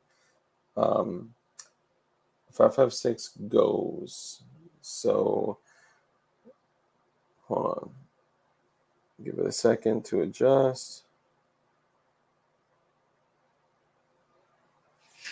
Come on, bro. Dude. There we go. Hold on. So Toxic Patch Co. gave his pool God, Jiminy Crickets. All right, hold on. Toxic Patch Co. gave his pool a new air conditioning system with a 556. I'm sorry, bro, but 556 goes far underwater. What, did they take down your video or something? I didn't think it was a video. I thought it was just a picture. Hold up. Toxic Patch Co. Yeah, I don't see a video. I only see the picture. But yeah, 556 goes far underwater. And AK goes far too. So Flying Rich, RIP to swim time. Someone who isn't me. Swim. Y'all remember that? The dirt. I know you're going to like that. But yeah, before I forget, make sure you find Rice Tactical. I don't think he has any pictures up yet. Like, he just made this, but like, we gotta support him, man. He's going through a tough time too, man. He has like such a high level of skill to do shit like this, like to make like custom 1911 grips to go on your AR. Custom 1911 grips to go on your AR. I got a smaller piece because of where my vertical grip is on my firearm, because it's not a pistol, because it's 27.5 inches long. And then these, so basically this goes on the left side, one of the sides. This goes on one of the other sides. We got two, and then this goes on the front underneath, right? And then this goes on the trigger guard. This is so dope. It's like an exaggerated large. These are all handmade by him, dude. It's not like some type of machine cranking them out. And then got that trigger guard piece. It's so sick, and it's just beautiful. You know what? I'll post a picture on my patch orders in 3 minutes. Yeah, if my phone starts going nuts, there's a few that are already taken. So yeah, don't go crazy. 1911 grips. Yo, y'all. 2 more minutes. Dang, 9 acres. That's what's up, bro. So this is the AR grip adapter, and this is these are the 1911 grips that John Rice made by hand. He finished those himself by hand, like the tongue oil finish, and I mean these are beautiful, man. So yeah, if you're looking, what I'm looking at doing with this is I'm going to do a whole battle worn. I wanted to recreate the Battle Arms Development tanker pistol, or tanker SBR, which is all like, if you take Noveski green and then paint, so it's kind of like bazooka green. If you take that bazooka green, Noveski bazooka green, and coat the whole gun, which I would just do like the hand guard, the upper, the lower, but you know what I'm saying. And then after you bake on the bazooka green, you go back over it with black. You hose it down with black, and then you take a rag, right? Like, let's say it's a rag that's like, or an old shirt works really well too. And then you have a solution that is water and rubbing alcohol. So like 60% water, 40% rubbing alcohol. You hose it down with black, and then you dip the rag in the water and rubbing alcohol mixture, and then wipe the black off. What it does is it wipes the majority of it off, but it darkens the color of green, and then it leaves the flats, like with most of it removed, but it stays on like the edges and the corners and crevices, and it gives it that battle worn look, right? You can cook it on again to cure it, or you can you could sand it first and then cook it on. You don't really have to cook on the second layer though. The black, I've learned that is fine. You may want to let it air cure. What's up, Walter? You may want to let it air cure for a little bit longer. Damn, bro. The moment 12 o'clock hit. All right, so for those of y'all that are DMing me about the patches, from the 1st to the 15th, you will, be part of the pre-sale folks that get a special. Not all of them, but some of them will get special items. I may even throw in like some weird shit, like taking some stuff off my work bench in the gun room, and just like signing it like with dark Sharpie and then throwing it in there. Like, ask Dean about the weird type of shit that you get. I gave away the CIA necklace, and here. This is the CIA necklace. It's 2 large washers and paracord. So get creative with. And then what I did is I took a silver Sharpie and I wrote CIA necklace, and I wrote dark, and just kind of being funny. And I sent that to him along with a patch. Just stuff like that, man. I also was thinking about this. I've been toying around with, I keep that thing on me. Hell yeah. It's a gay rock. Yeah, that's true. Gay rock. I've been thinking about this, okay? What if there was a kit that you could purchase, okay? And in this kit, there are like these little like dub bags. Let me say that differently.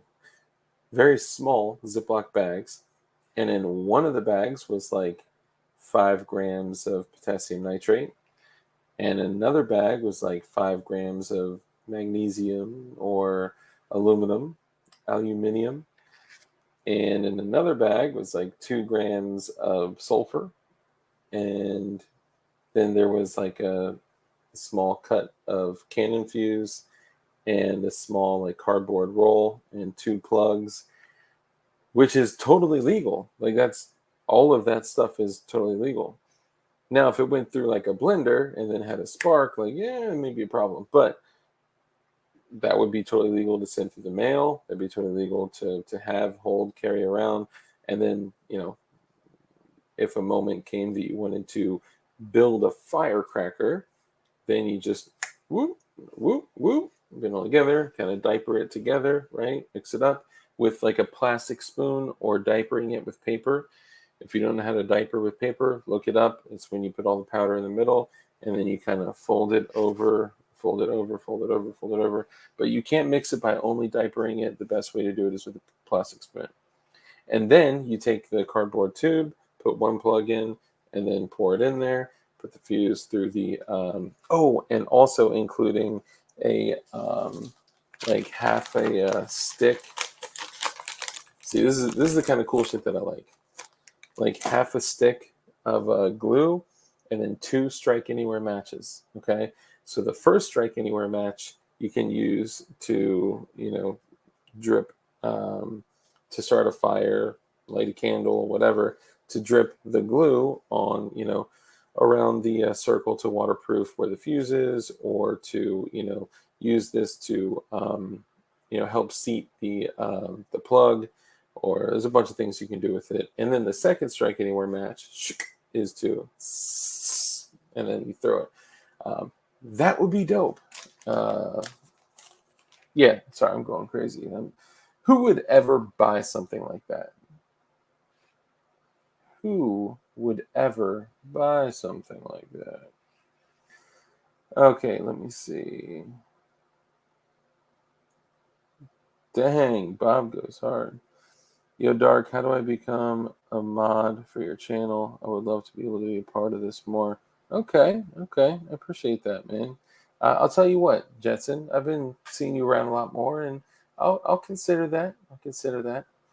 I think what I need to see is I need to see you bossing around people in chat, being like, don't say that, like, say this, like, I'm totally joking. No, hang around for a little bit more, man, and we'll see. I also have a gang of mods, but yeah, no, I like you, dude. You're cool. You're cool as hell. So stick around. If it goes bang, I would. Not only does it go bang, it goes boom. I mean, if you want, look back at the be very strict. Yeah, I mean, we're probably the like most chill.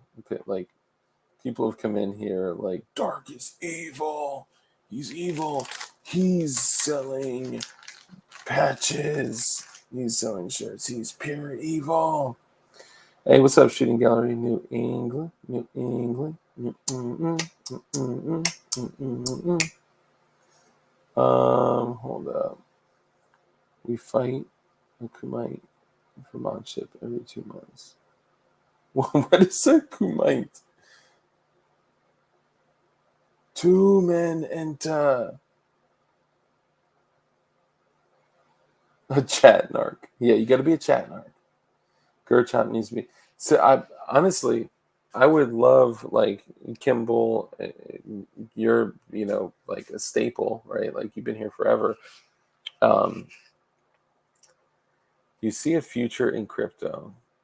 I do, and it's not going to be a future that you like. And if somebody who's been around for a while, you could probably like give a quick like summation of what I believe crypto is. And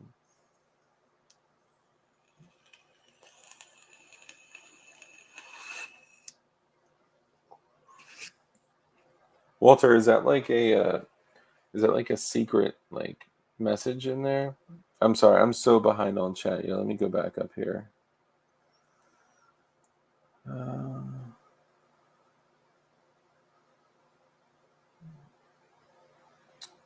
Star Trek. Okay, yeah. That's how Captain Kirk killed the Gorn. Yeah, it's just flash powder. That's all it is. Yeah, I mean, it's literally a firecracker. Now, there's a lot that you can do with firecrackers. A lot. Got him.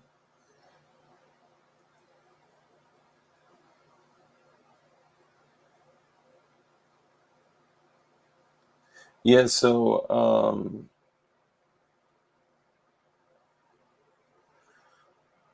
you mentioned moving to crypto. So yes, but here's what I believe. Now, this is just me and my crazy mind and my crazy thinking, and a lot of this is just my speculation, and I know nothing. I am like just a place where information comes in and out of, and I know nothing, and I left high school at 15. So do not listen to me or anything I say. Don't take advice from me.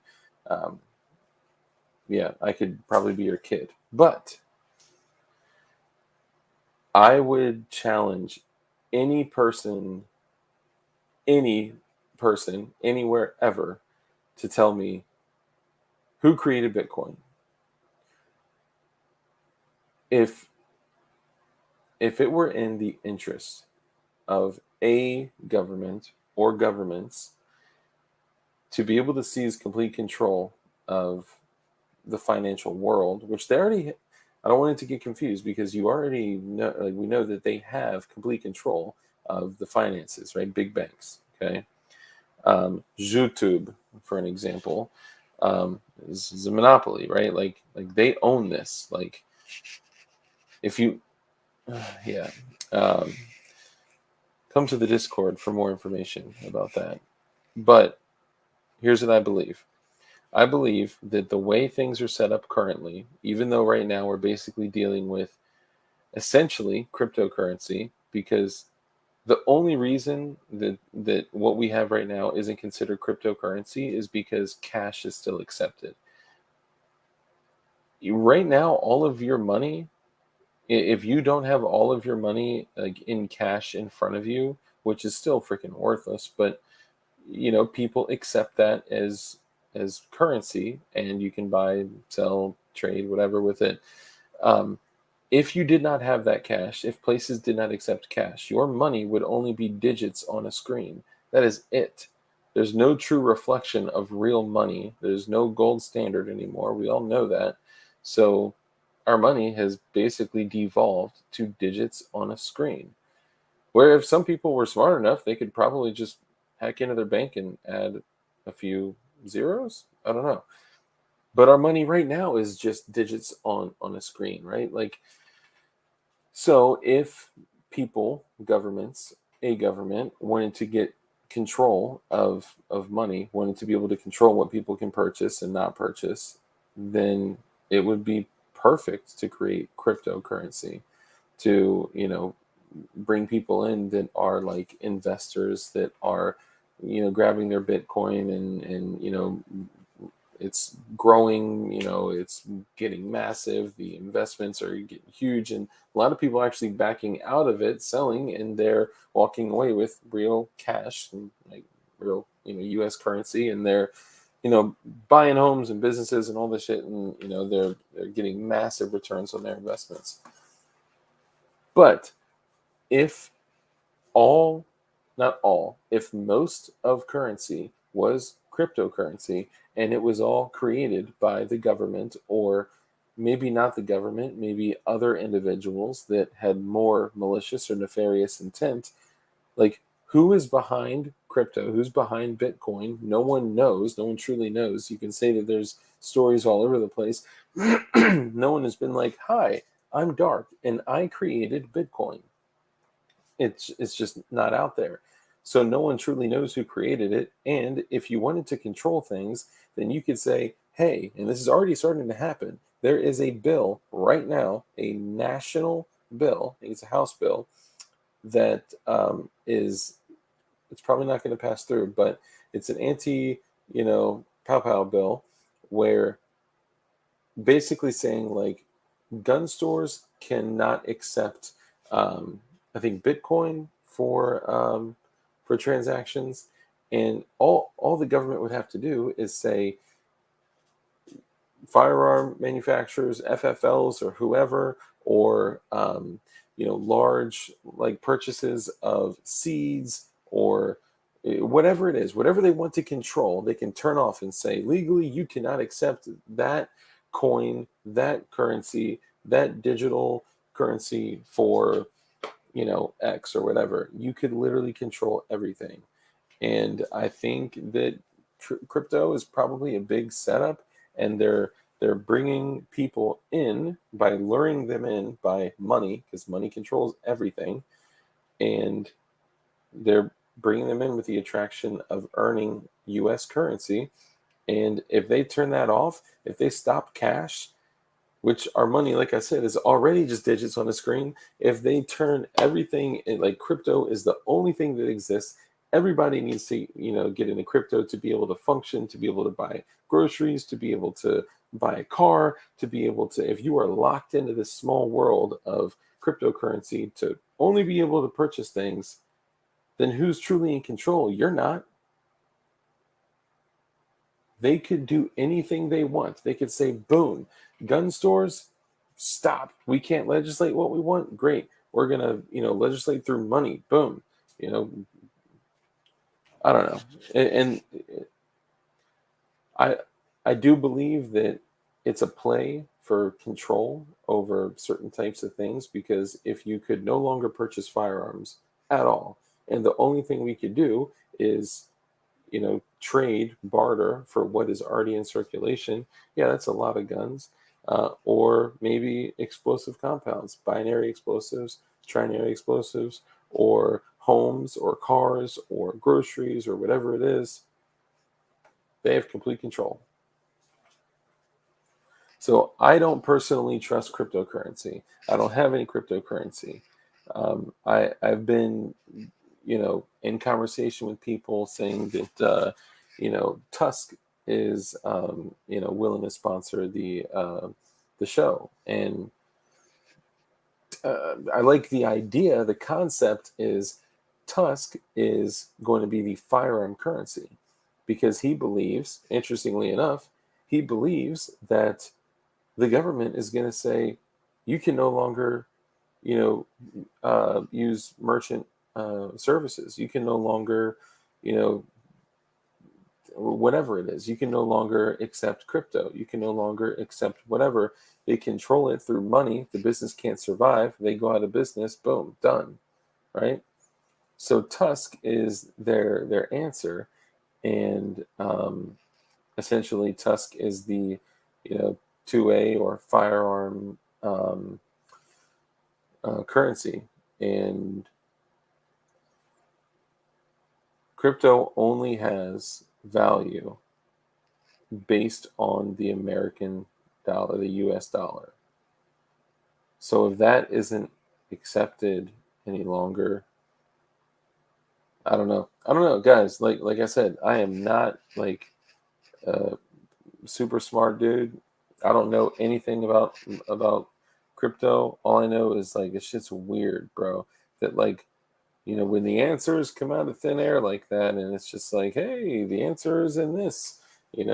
All these people are getting stupid rich. Buy some, buy some, buy some. All you got to do is get into this blockchain and, create this wallet. And, it's never too late to get in. Buy now, buy now, buy now. I don't know. It just doesn't seem right. Do you guys feel me? Like, I haven't been reading chat. Like, am I crazy? So I believe the owner of Tusk is trustworthy, but then again, who knows? The only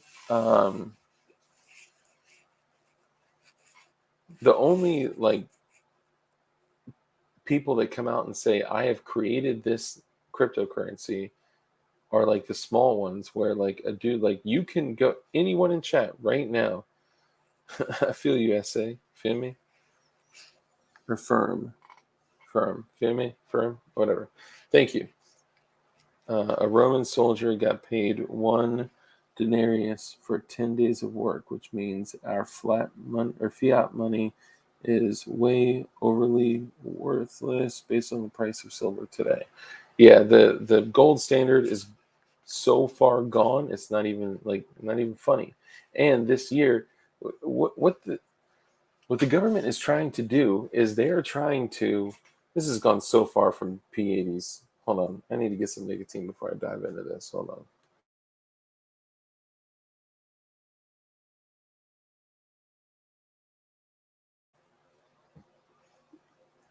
And thank you to all you guys on Instagram.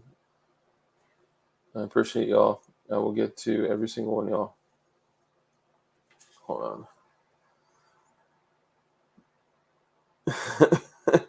It's so funny to see. I would like one PWEDC patch, please. Gotta get one of these patches. Thank you, guys. Okay, so am I still on mute? Or no, my bad.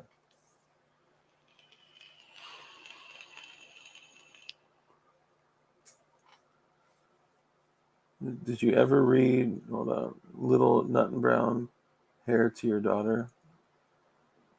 Little Nut Brown Hair to Your Daughter. No, I don't know what that is.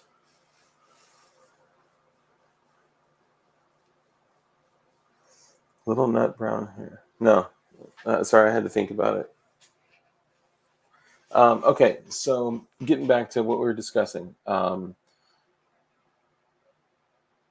government right now, over the past year and a half, has basically been pulling the veil over everyone, testing what freedoms they can remove, and then shoving money in your face. Gold and silver are otherwise useless. So, Shooting Gallery New England, hit me up on Instagram. The patch drop just opened up 20 minutes ago. Yeah, no, I have not read that book. Every patch comes with a PW holster. Oh, yuck. Gold and silver are otherwise worthless if we don't give them value ourselves. Yeah. That's the thing. Like we place the value on things, right? And I mean, just look at where we are with like inflation and all that. Like, hundreds and hundreds and hundreds of ships not being able to deliver goods. It's almost like they're trying to, get like throw a wrench in the delivery of goods and services, and almost like seeing like how far they can push it till it breaks. But here's what I see. I see about a year and a half ago, and some change, whatever. Um, our world changed.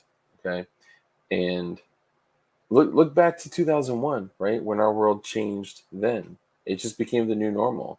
Yeah, you get like, butt fingered every time you go on a flight now. Yeah, you can, whatever. I probably shouldn't have said that. But that happens to you guys when you fly, right? That's normal, right? So about a year and a half ago, the government came in and said, shut everything down, and you can't work, you can't operate a small business. Now things like Amazon and Apple and Walmart and all these huge corporations, yes, you guys can run to maximum capacity. You're up 4,000% from last year. Already the biggest businesses in the world, but um, order everything from China. Um, but we're going to shut everything down. We're going to shut your income down, and then we're going to be your provider. Over the last year and a half, they've printed over 40% of all the currency that has ever been printed in all of, like, as far as like since our currency has been in production, we have printed more than 40% of all of it in the past year and a half. And we're using it to shove down people's throats to keep them okay and to keep them sustained and keep them on unemployment, keep them on some type of service from the government. And it's almost like a test run of socialism. And I mean, I was on unemployment for a minute. Like, I absolutely had to be on unemployment. And I had like side hustles going on and stuff, but like I felt mad guilty being on unemployment. And it's not something that I'm proud of, but I did it, and I felt like kind of just dirty, just like being home. No offense to anybody else. Okay, this is just this is my feelings, the dark feelings of me being on unemployment. I felt like dirty just being home, collecting a check, getting a G, was it G a week? Yeah, a G a week, because it was like the 3 something a week and then 6 something a week, so almost a G a week. It was like 9.98 every single week, and that's only because like the unemployment like caps out at like 3 something, and then they had the additional money that was coming in, the karate cold money. And I feel like with what's been going on the past year and a half, they are just trying to keep everybody okay, maintaining by throwing money at them. And I don't know, testing control, maybe. Um, yeah. Don't feel bad about collecting unemployment, Dark. See it as getting your money back as far as taxes go. I know that's right. I know that's right. I was just thinking of it from a place of like, I got a lot, even though I don't have a lot. And I'll be honest, like I said earlier, I am going through a very challenging time right now in my personal life. And some of it has to do with money. A lot of it has to do with money. A lot of it has to do with just like personal life in general. And when the government is throwing what you need down your throat and in your account, it changes your perspective. And all of a sudden, you end up with what's that syndrome where you like start to appreciate your abductor. I'm drawing a blank on it. Um, damn, yeah, I'm drawing a blank on it.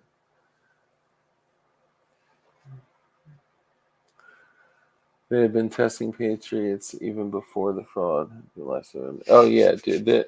This is, in my opinion, this is well over Stockholm syndrome. That's what it is. Yeah, this is Which slide?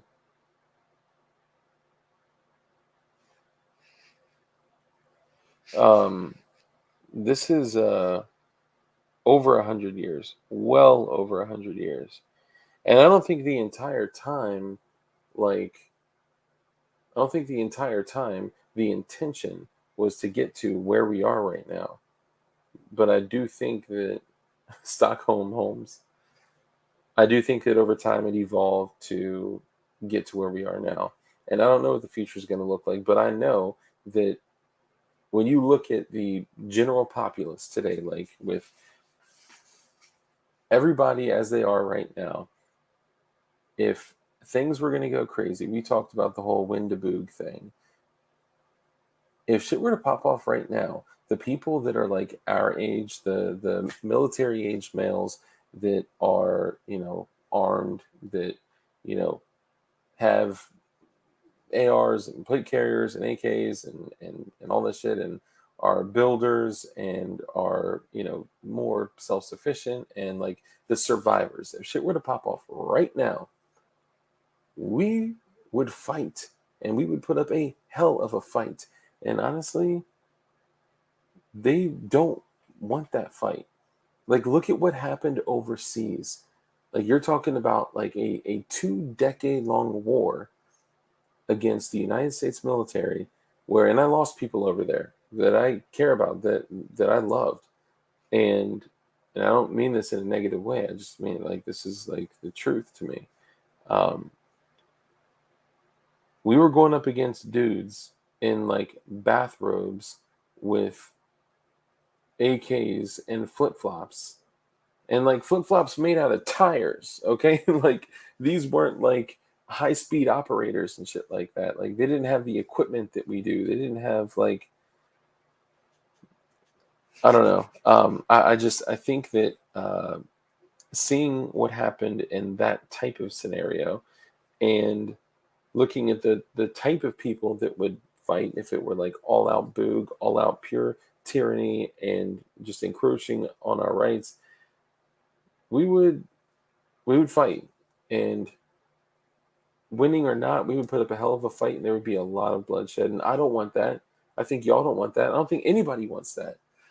But at the same time, I'm. This is going to sound bad, so let me just preface this by saying, in the name of self-preservation, in the name of freedom, in the name of protecting my family and just liberty in general, I am willing to fight. I am willing to die. I am willing to sacrifice the lives of my family.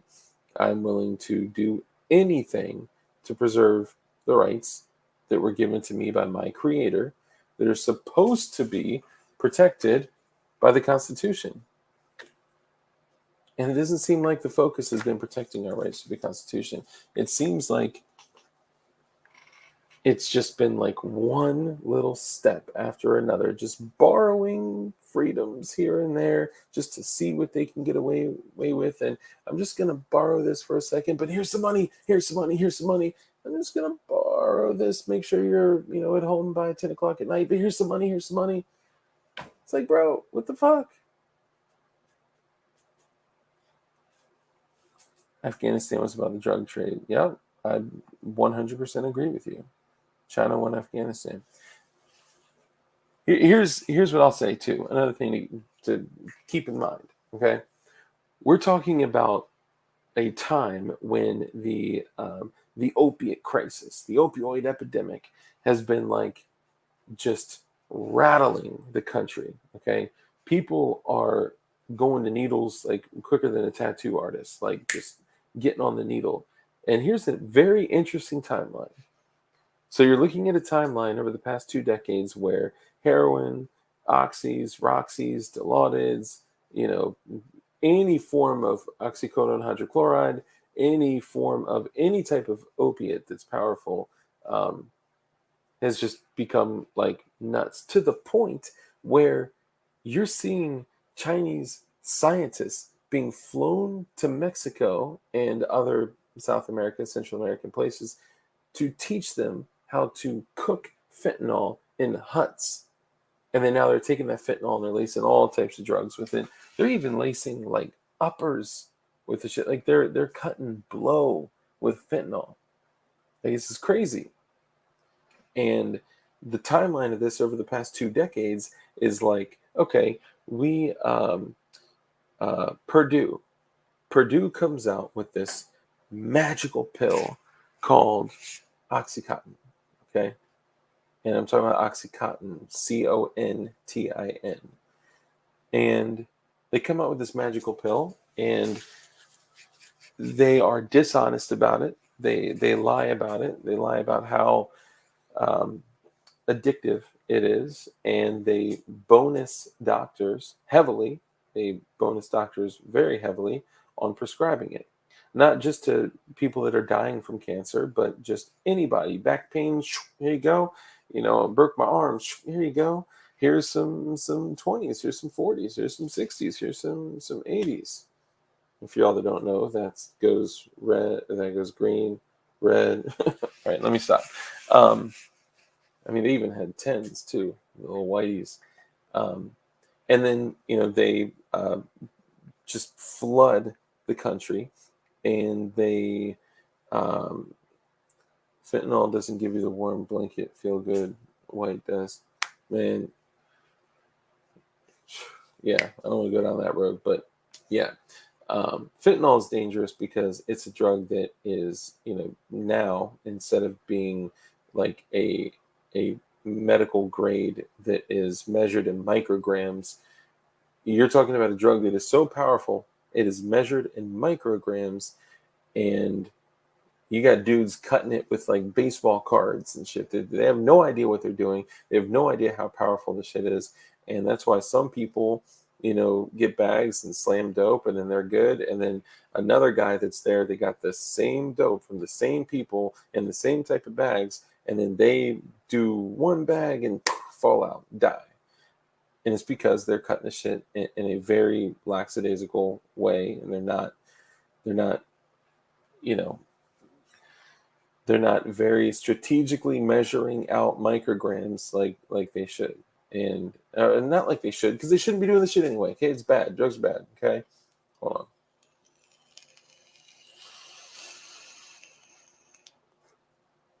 But my point to all this is that um, in this timeline, the United States is completely flooded with OxyContin, and it changes everything. Those little pills changed everything.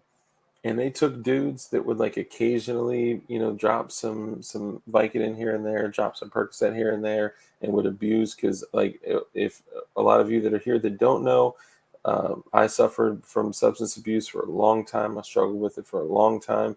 And on the 5th of November, so the day after the 100th episode, I'm hitting 11 years clean. 11 years clean.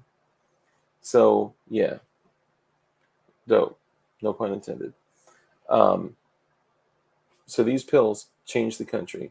These guys that were just eating Vicodin and you know, Percocets here and there get their hands on some of these, and boom, life has changed right away. All of a sudden, they stop taking it. They're like, "Oh my God, I'm getting sick," right? So then they start eating them, they start snorting them, they start shooting them, and that's what I did. I started shooting them, and there was a time, I forgot the exact time frame, but OCs or oxys or oxycontins stopped. They started being tamper resistant. So all of a sudden, like when we just got a really strong foothold in Afghanistan and other places like that, where, you know, the poppy plants are in abundance, all of a sudden they make this pill that is completely changed. I mean, people are addicted to opiates all over in masses, in the millions, and they're like, nope. As of today, you can no longer abuse oxys. The only way you can use them is by beating them. Okay. And junkies got so into this that they were like, what you need to do is you need to duplicate the effect that the pill would go through in your stomach. So what you need to do is take something that's acidic, like soda, put it in a shot glass, put it in the microwave. So with temperature and the acidity of soda and the heat, you can't overheat it. It starts to break down the drug, and then you could take a shot of it and get high. But it doesn't give them the effect that they want. They want to shoot it. They want to snort it, right? But it was tamper-proof. So what would happen is the moment that that drug would hit water, moisture in your nose, or water from a needle to shoot it or slam it, it would seize up, and the drug was unavailable. The only thing you could do is eat it and hope that you partially feel it.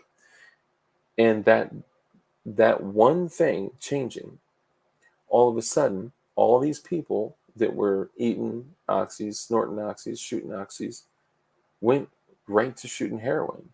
Right around the same time where we were seizing territory in Afghanistan and bringing in drugs left and right, left and right, left and right. Generals and all these people had to be looking the other way.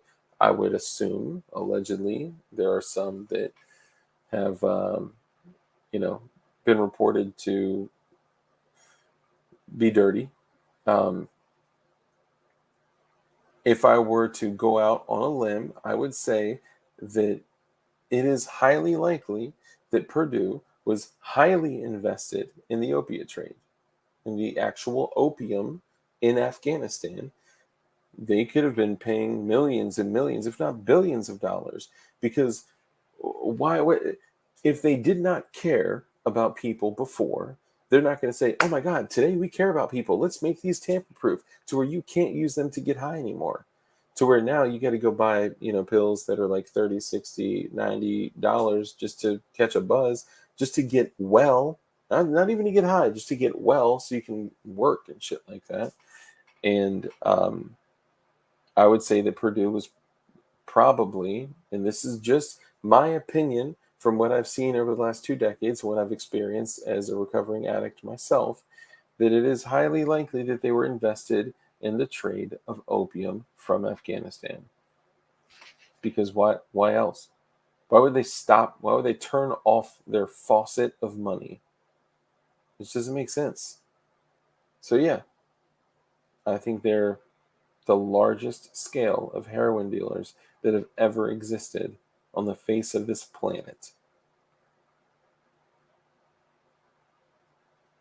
That was just a really, really long story to break down that they're dope dealers.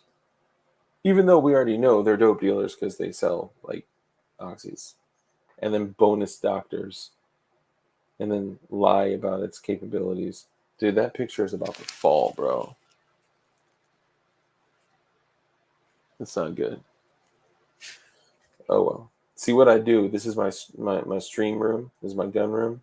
But this is also the room that I have to stream like professional meetings from too. And I work some from home, some out in the field, some at the office, so I'm all over the place. And if I have like a professional meeting, I can't have my patch wall and my skulls and my armor plate, and my ski mask and all that shit up there. So I was doing oxys when I stopped. It was right before Opanas and Roxy's. Yeah. Opanas are legit. Purdue, the chicken people. You know what? That's a good question. I don't know. That may be the same Purdue. A pair of sneakers thrown over the power wire near your drug dealer's house. Yeah, but I work some from home, some in the field. Well, usually a pair of sneakers over like the power lines is like symbolizing something. It could symbolize somebody that passed away there. It could symbolize gang territory. It could symbolize drug territory.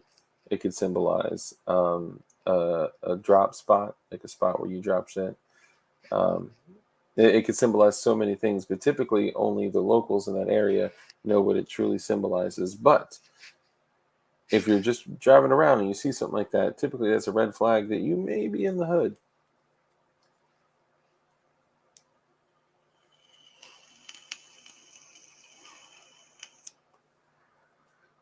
Hold up.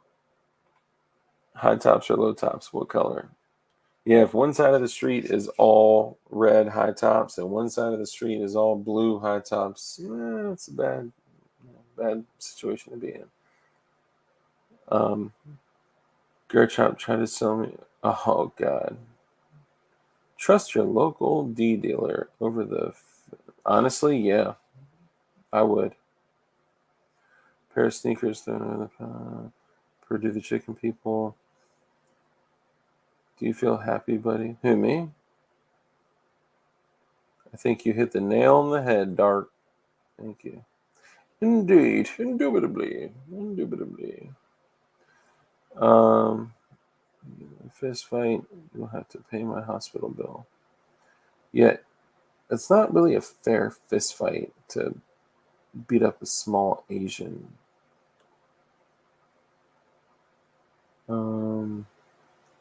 Local D dealer. You mean a pimp? I don't believe in most of this mental illness BS. These are women that just haven't been. Okay. Indubitably.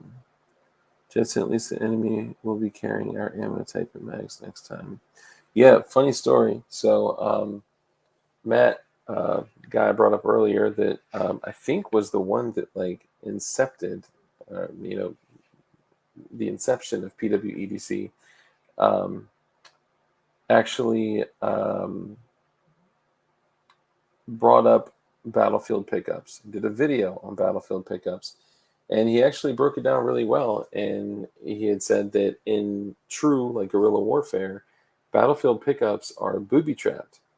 And what he did is he used party poppers, used string on party poppers to kind of showcase that. So he laid like a rig down, and he laid like magazines and a rifle, and he tied like strings like party poppers and stuff like that, which all that stuff like in real life with like a very dangerous high HE compounds are very simple to make. And he was like, oh, a rifle, I need this, grabbed it and pulled it up, and it was like pop. I was like, oh, that would have been it. Like if that was truly a rigged Battlefield pickup. Then he was like, oh, magazines, I need ammo, and took them out of the carrier. Pop. Those types of things are very simple to make. And there may even be like a YouTube channel coming up soon, like called Energetics, but it was spelled weird. It was like INNER and then Jedi, JEDI, and then X. It's like Inner Jedi X. I don't know. I heard that once that content creator got up to 100 subscribers, that he or they were going to start getting like content out there and showing some pretty crazy stuff. So I think you're thinking about the last one, Bacon, the Latvian one. I don't know what you're talking about. Current one's pretty good. Just admits she's too selfish for kids at the moment. She's been making it a point to tell me her ring size lately. Run, son. Obvi. That is so funny that Kimball is like 7'13", like this massive like oak tree of a dude, and just to like hear like as tough as nails mofo like lost a finger at work and was like, ow, put a band-aid on it and kept working, and he's using Obvi, which is just, it's cute. Okay, yeet, it's a trap. Yeah, careful with that, bro. I can tell you from experience. Bruh. Bacon, that's a naughty R-word conclusion, man. I hope for your sake that was a joke. Pretty low IQ. Dang. A D dealer is a gigolo. Yeah. Thought it symbolized a bully. Took shoes from kid and threw them up there. It could be that too. It could be that.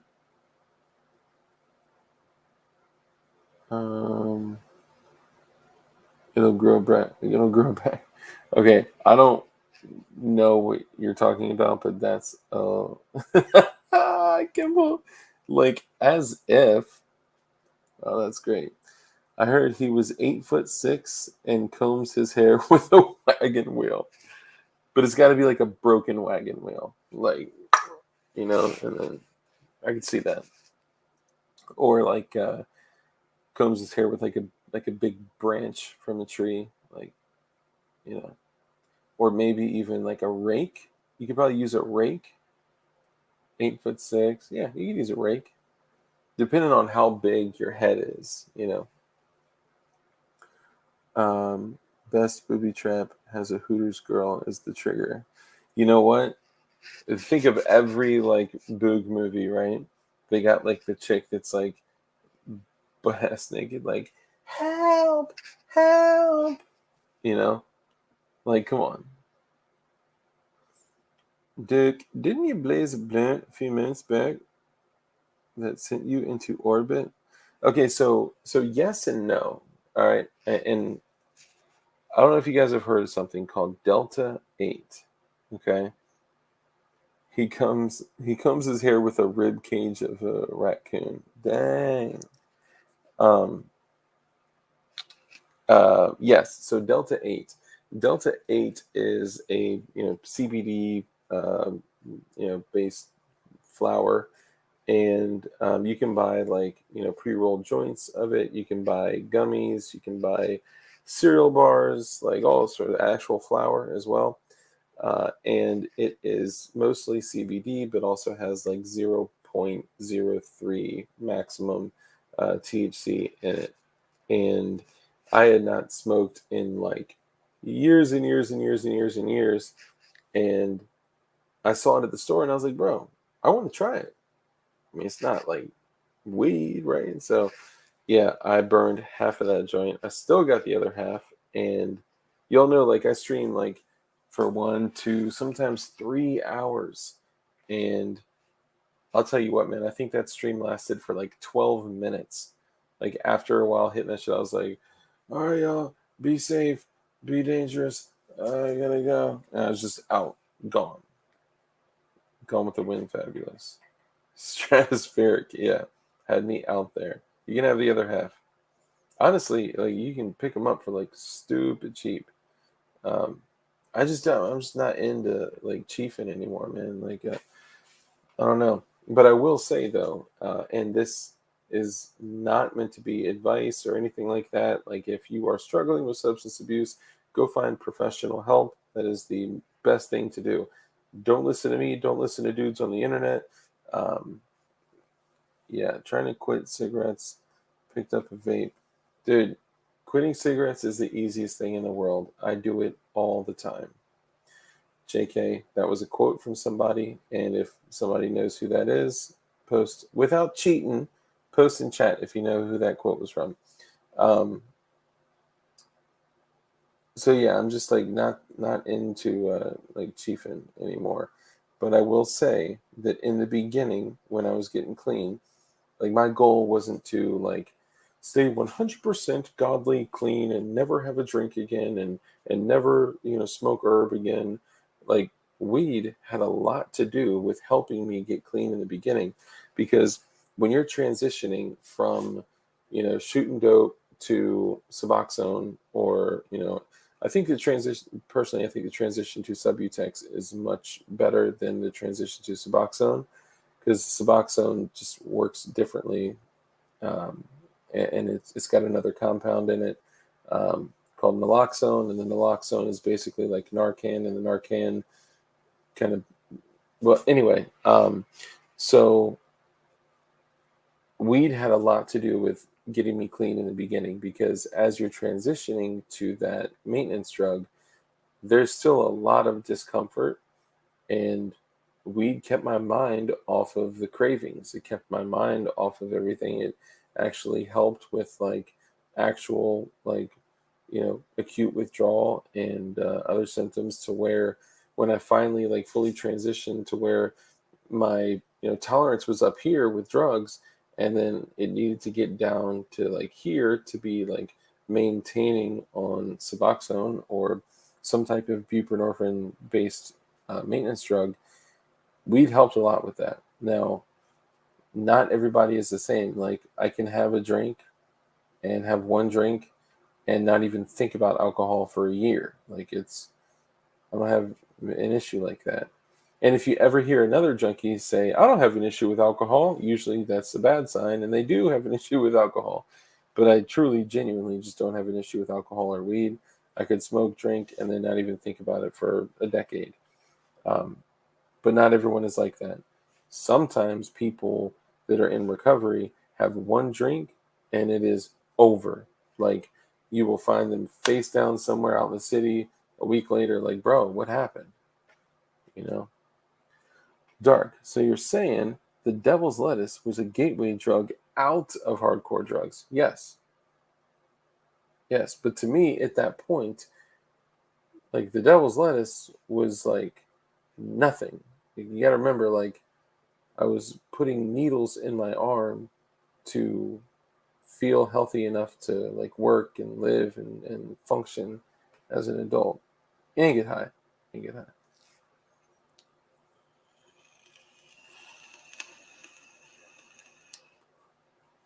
Tim Corn Pop said, I used to smoke like a pack of Marlboro 27s a day. Can't stand them now. I smoked 27s for a minute. I smoked Marlboro Lights for a minute. I smoked Newports for a minute. I smoked Camels. Triggered now. I must smoke the bong. Yeah. Corn Pop. Getting to be the same way. Hating the smell of it. Yeah. When I pull up and I smell like another car, like, smoking cigarettes or something, yeah, it's just a smell that I don't enjoy. Not to say anything, but yeah, trigger warning for real. Alcoholism is in my family. Hell, it's part of my family at this point. That's one of the things too, man. It's like, interestingly enough, what I've observed is that like substance abuse, the way it's picked up in families is like actual abuse. And what I mean by that is, if let's say there's a father and the father struggles with substance abuse and the children see the battle with substance abuse, whether the father is a great father and desperately wants to stop the whole time but just can't physically, or they're just a total dirtbag that neglects their family and gets high, they're still daddy, right? They're still daddy to those kids. So those kids, let's say there's two of them, it's likely that those two of them, one could grow up and could not get further away from drugs, and one is completely drawn to drugs. So when you grow up and you're around substance abuse, you're either going to run towards it or run away from it. Or, ironically enough, like in my situation, both. There was a time where I ran away from it and was the support system for all of my friends that were struggling with substance abuse. And then later on in life, I ended up running towards it and had a serious issue. Dark, well, and I'm going to hit one other thing on that really quickly, but DLD after dark, will Delta 8 stay in your system and be testable as long as normal pot? Like 2 weeks, right, for normal pot. So it could be up to 30 days or more for normal pot, depending on your fat cells, depending on how much fat you have in your body, because THC is retained in your fat cells.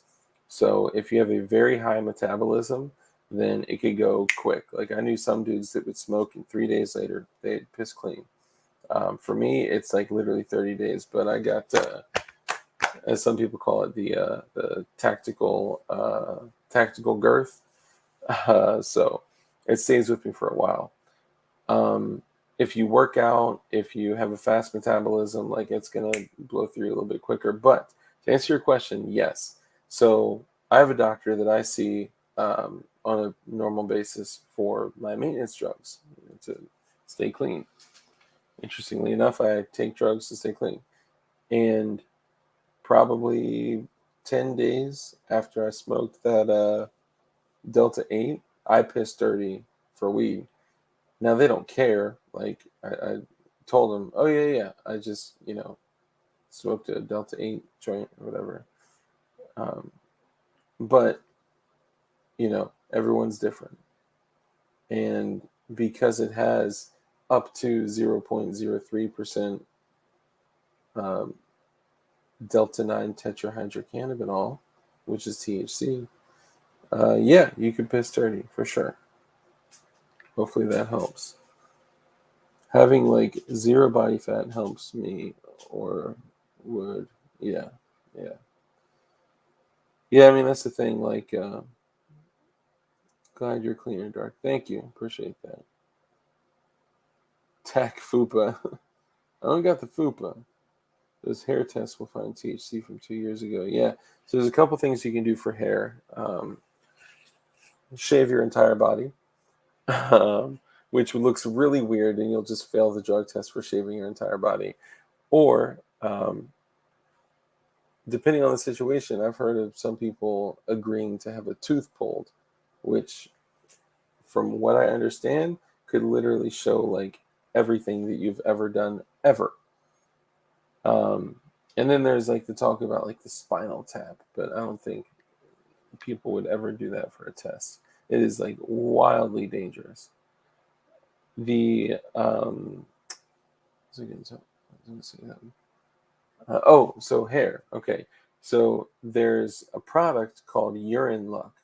Okay, like urine, Urine, luck, Luck, and that product is, there's a whole bunch of urine luck products. They're products to help you piss clean, and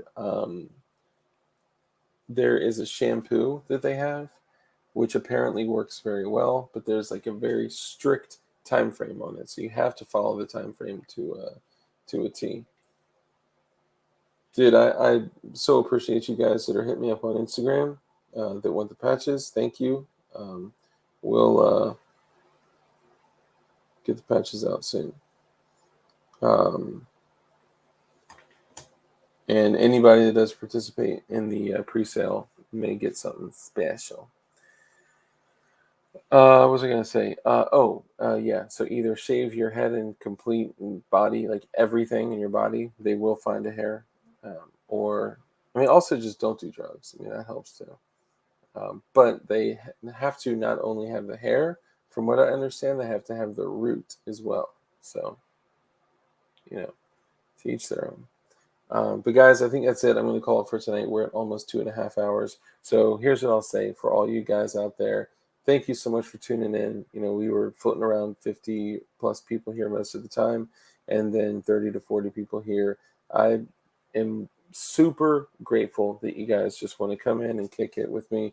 We got a lot of exciting things coming up in the next week. So before you guys say, "Oh, Dark's done," and he's going to say the whole stupid thing he says at the end of the stream, hold on before you go. Our 99th episode is Tuesday, and I'll be having Swamp Fox Optics come on this channel. Holla! That's going to be dope, and they got some new shit that came out, and the guy actually that I got a chance to meet and talk to, like, he totally was sitting here like comparing the stuff to Primary Arms, and he was like, "Oh, dude, I totally like am a Primary Arms guy too, but Swamp Fox is, where it's at, and here's where they're good, and here's where we're good." And I was like, "Wow, that's admirable that you're honest and you're telling the truth about a product." I bick my head every day. I bet you do, SA fucker. Um, So John Crump and I haven't gotten together to actually like go through the hard drive together, but we're going to over the next week. And as we get items, we're just going to be getting information out. Apparently, he created and or is creating a website where we can drop everything. And I have to be very careful. And every single day, if I don't reschedule a video, if a video is ever published and it's like, "Hey guys, this is Dark. If you're seeing this video, it's because I am either unavailable or dead or in jail or dead or being held against my will or at the hospital or what," like, just maybe wait like 12 hours before you do it. If I come in and I'm like, "Oh my God, I forgot to reschedule the video." So that's one of the dead man switches. Another dead man switch is a person that I trust. vehemently with everything that has. Thanks, guys. Um, that has these patches are going to go quick, y'all. Um, uh, I don't know why I'm saying that. I probably shouldn't say this out loud. Just know that there are 2 dead man switches, and one is electronic and one is a person. And good luck finding what person that is. Yeah. And we'll get the information out as quickly as we can. I'd say within the next week, you'll start seeing a lot more info come out. And I'll also say that I am in completely good health. I love life. I have absolutely no intention of hurting myself at all. I want to lead a full life for a very long time. And I know Crump does too. So you should never hear that myself or Crump would ever, ever HURT ourselves, because we would never do that. So if something happens, then, it wasn't us. I just keep getting these like images in my head of like he handcuffed himself to uh, to a toilet and burnt the house down. Like what?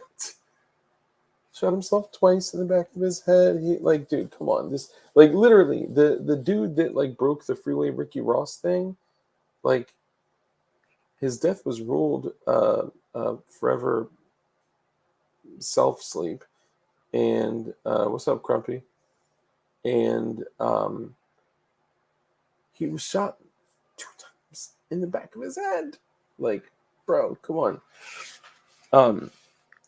Okay, so people we have coming up. So we have Swamp Fox Optics that's going to be on Tuesday, and then I have on Thursday episode 100, which is funny because we have like 175 videos or more, like 100, almost 200 videos, but we didn't start keeping count for a long time. So we have episode 100, and I have a lot of some of the dopest people, some of the dopest guests we have ever had on coming on. So make sure you are here for Tuesday's show with Swamp Fox Optics, and also make sure, I think it's the vice president, VP marketing, sales, something. The dude's awesome though. Super chill dude, super cool, super honest, which I love that.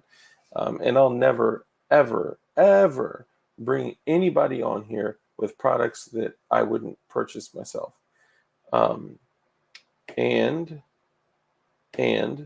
after episode 100, where I have like more than 24 guests confirmed, which is going to be nuts.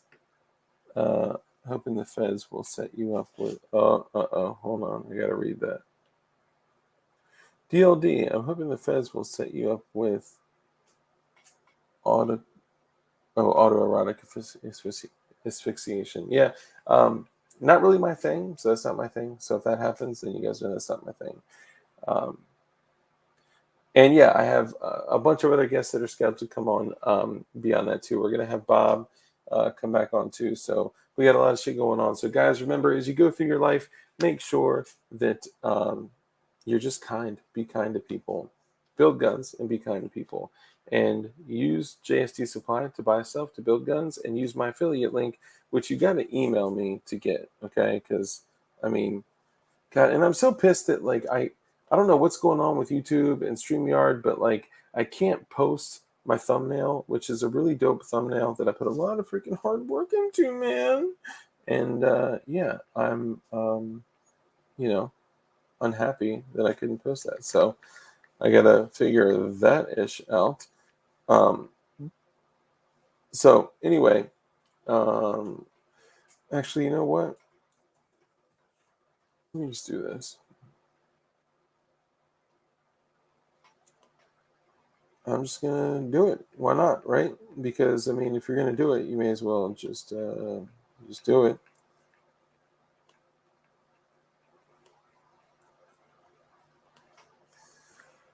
Do not use that link and then use code DARK. Do not, because that's dangerous. It's really bad and stuff. Okay. The Instagram is DLD After Dark. So if you want one of the PWEDC patches, go on DLD After Dark. I'll show you real quick. A lot of you guys have been seeing this for a minute. Utreon. Where's the Insta? Where's the... Dang, I am all over the place, bro. And Patrick, Babyface, P. What? Bro, that's crazy. That's crazy. Ain't it, Jay? What you order? Fish fillet? Yo, it's so cold. Yeah, man, I don't know where it is. Go to Instagram, type in DLD After Dark, and you'll find the PWEDC patch, which is a revolver hidden in a rectum. So be kind, be nice, build guns, use the link, use code DARK, and you'll be cool. I mean, you've always wanted to be cool, right? Oh, thank you, Ting Ting. See, look at that. Now, if you use code DARK on JSD Supply, then you will get money off and free shipping.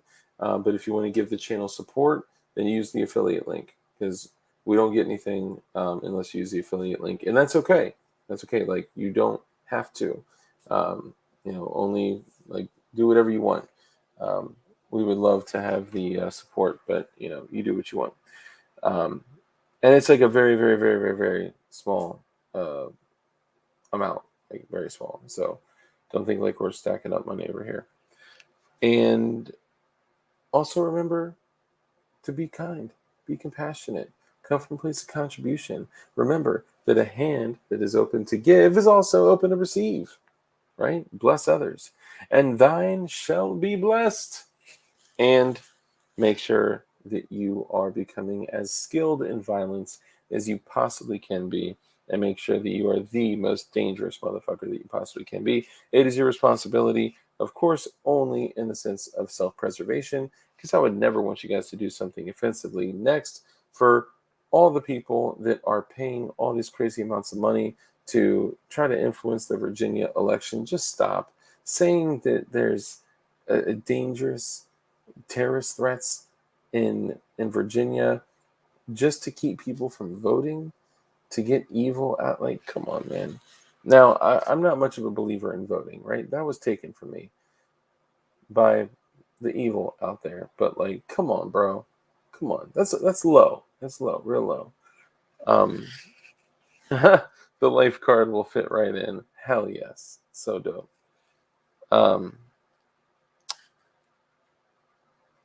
Yeah, that's Grammy. But make sure hide guns in your butt. All right. I love y'all. Take care.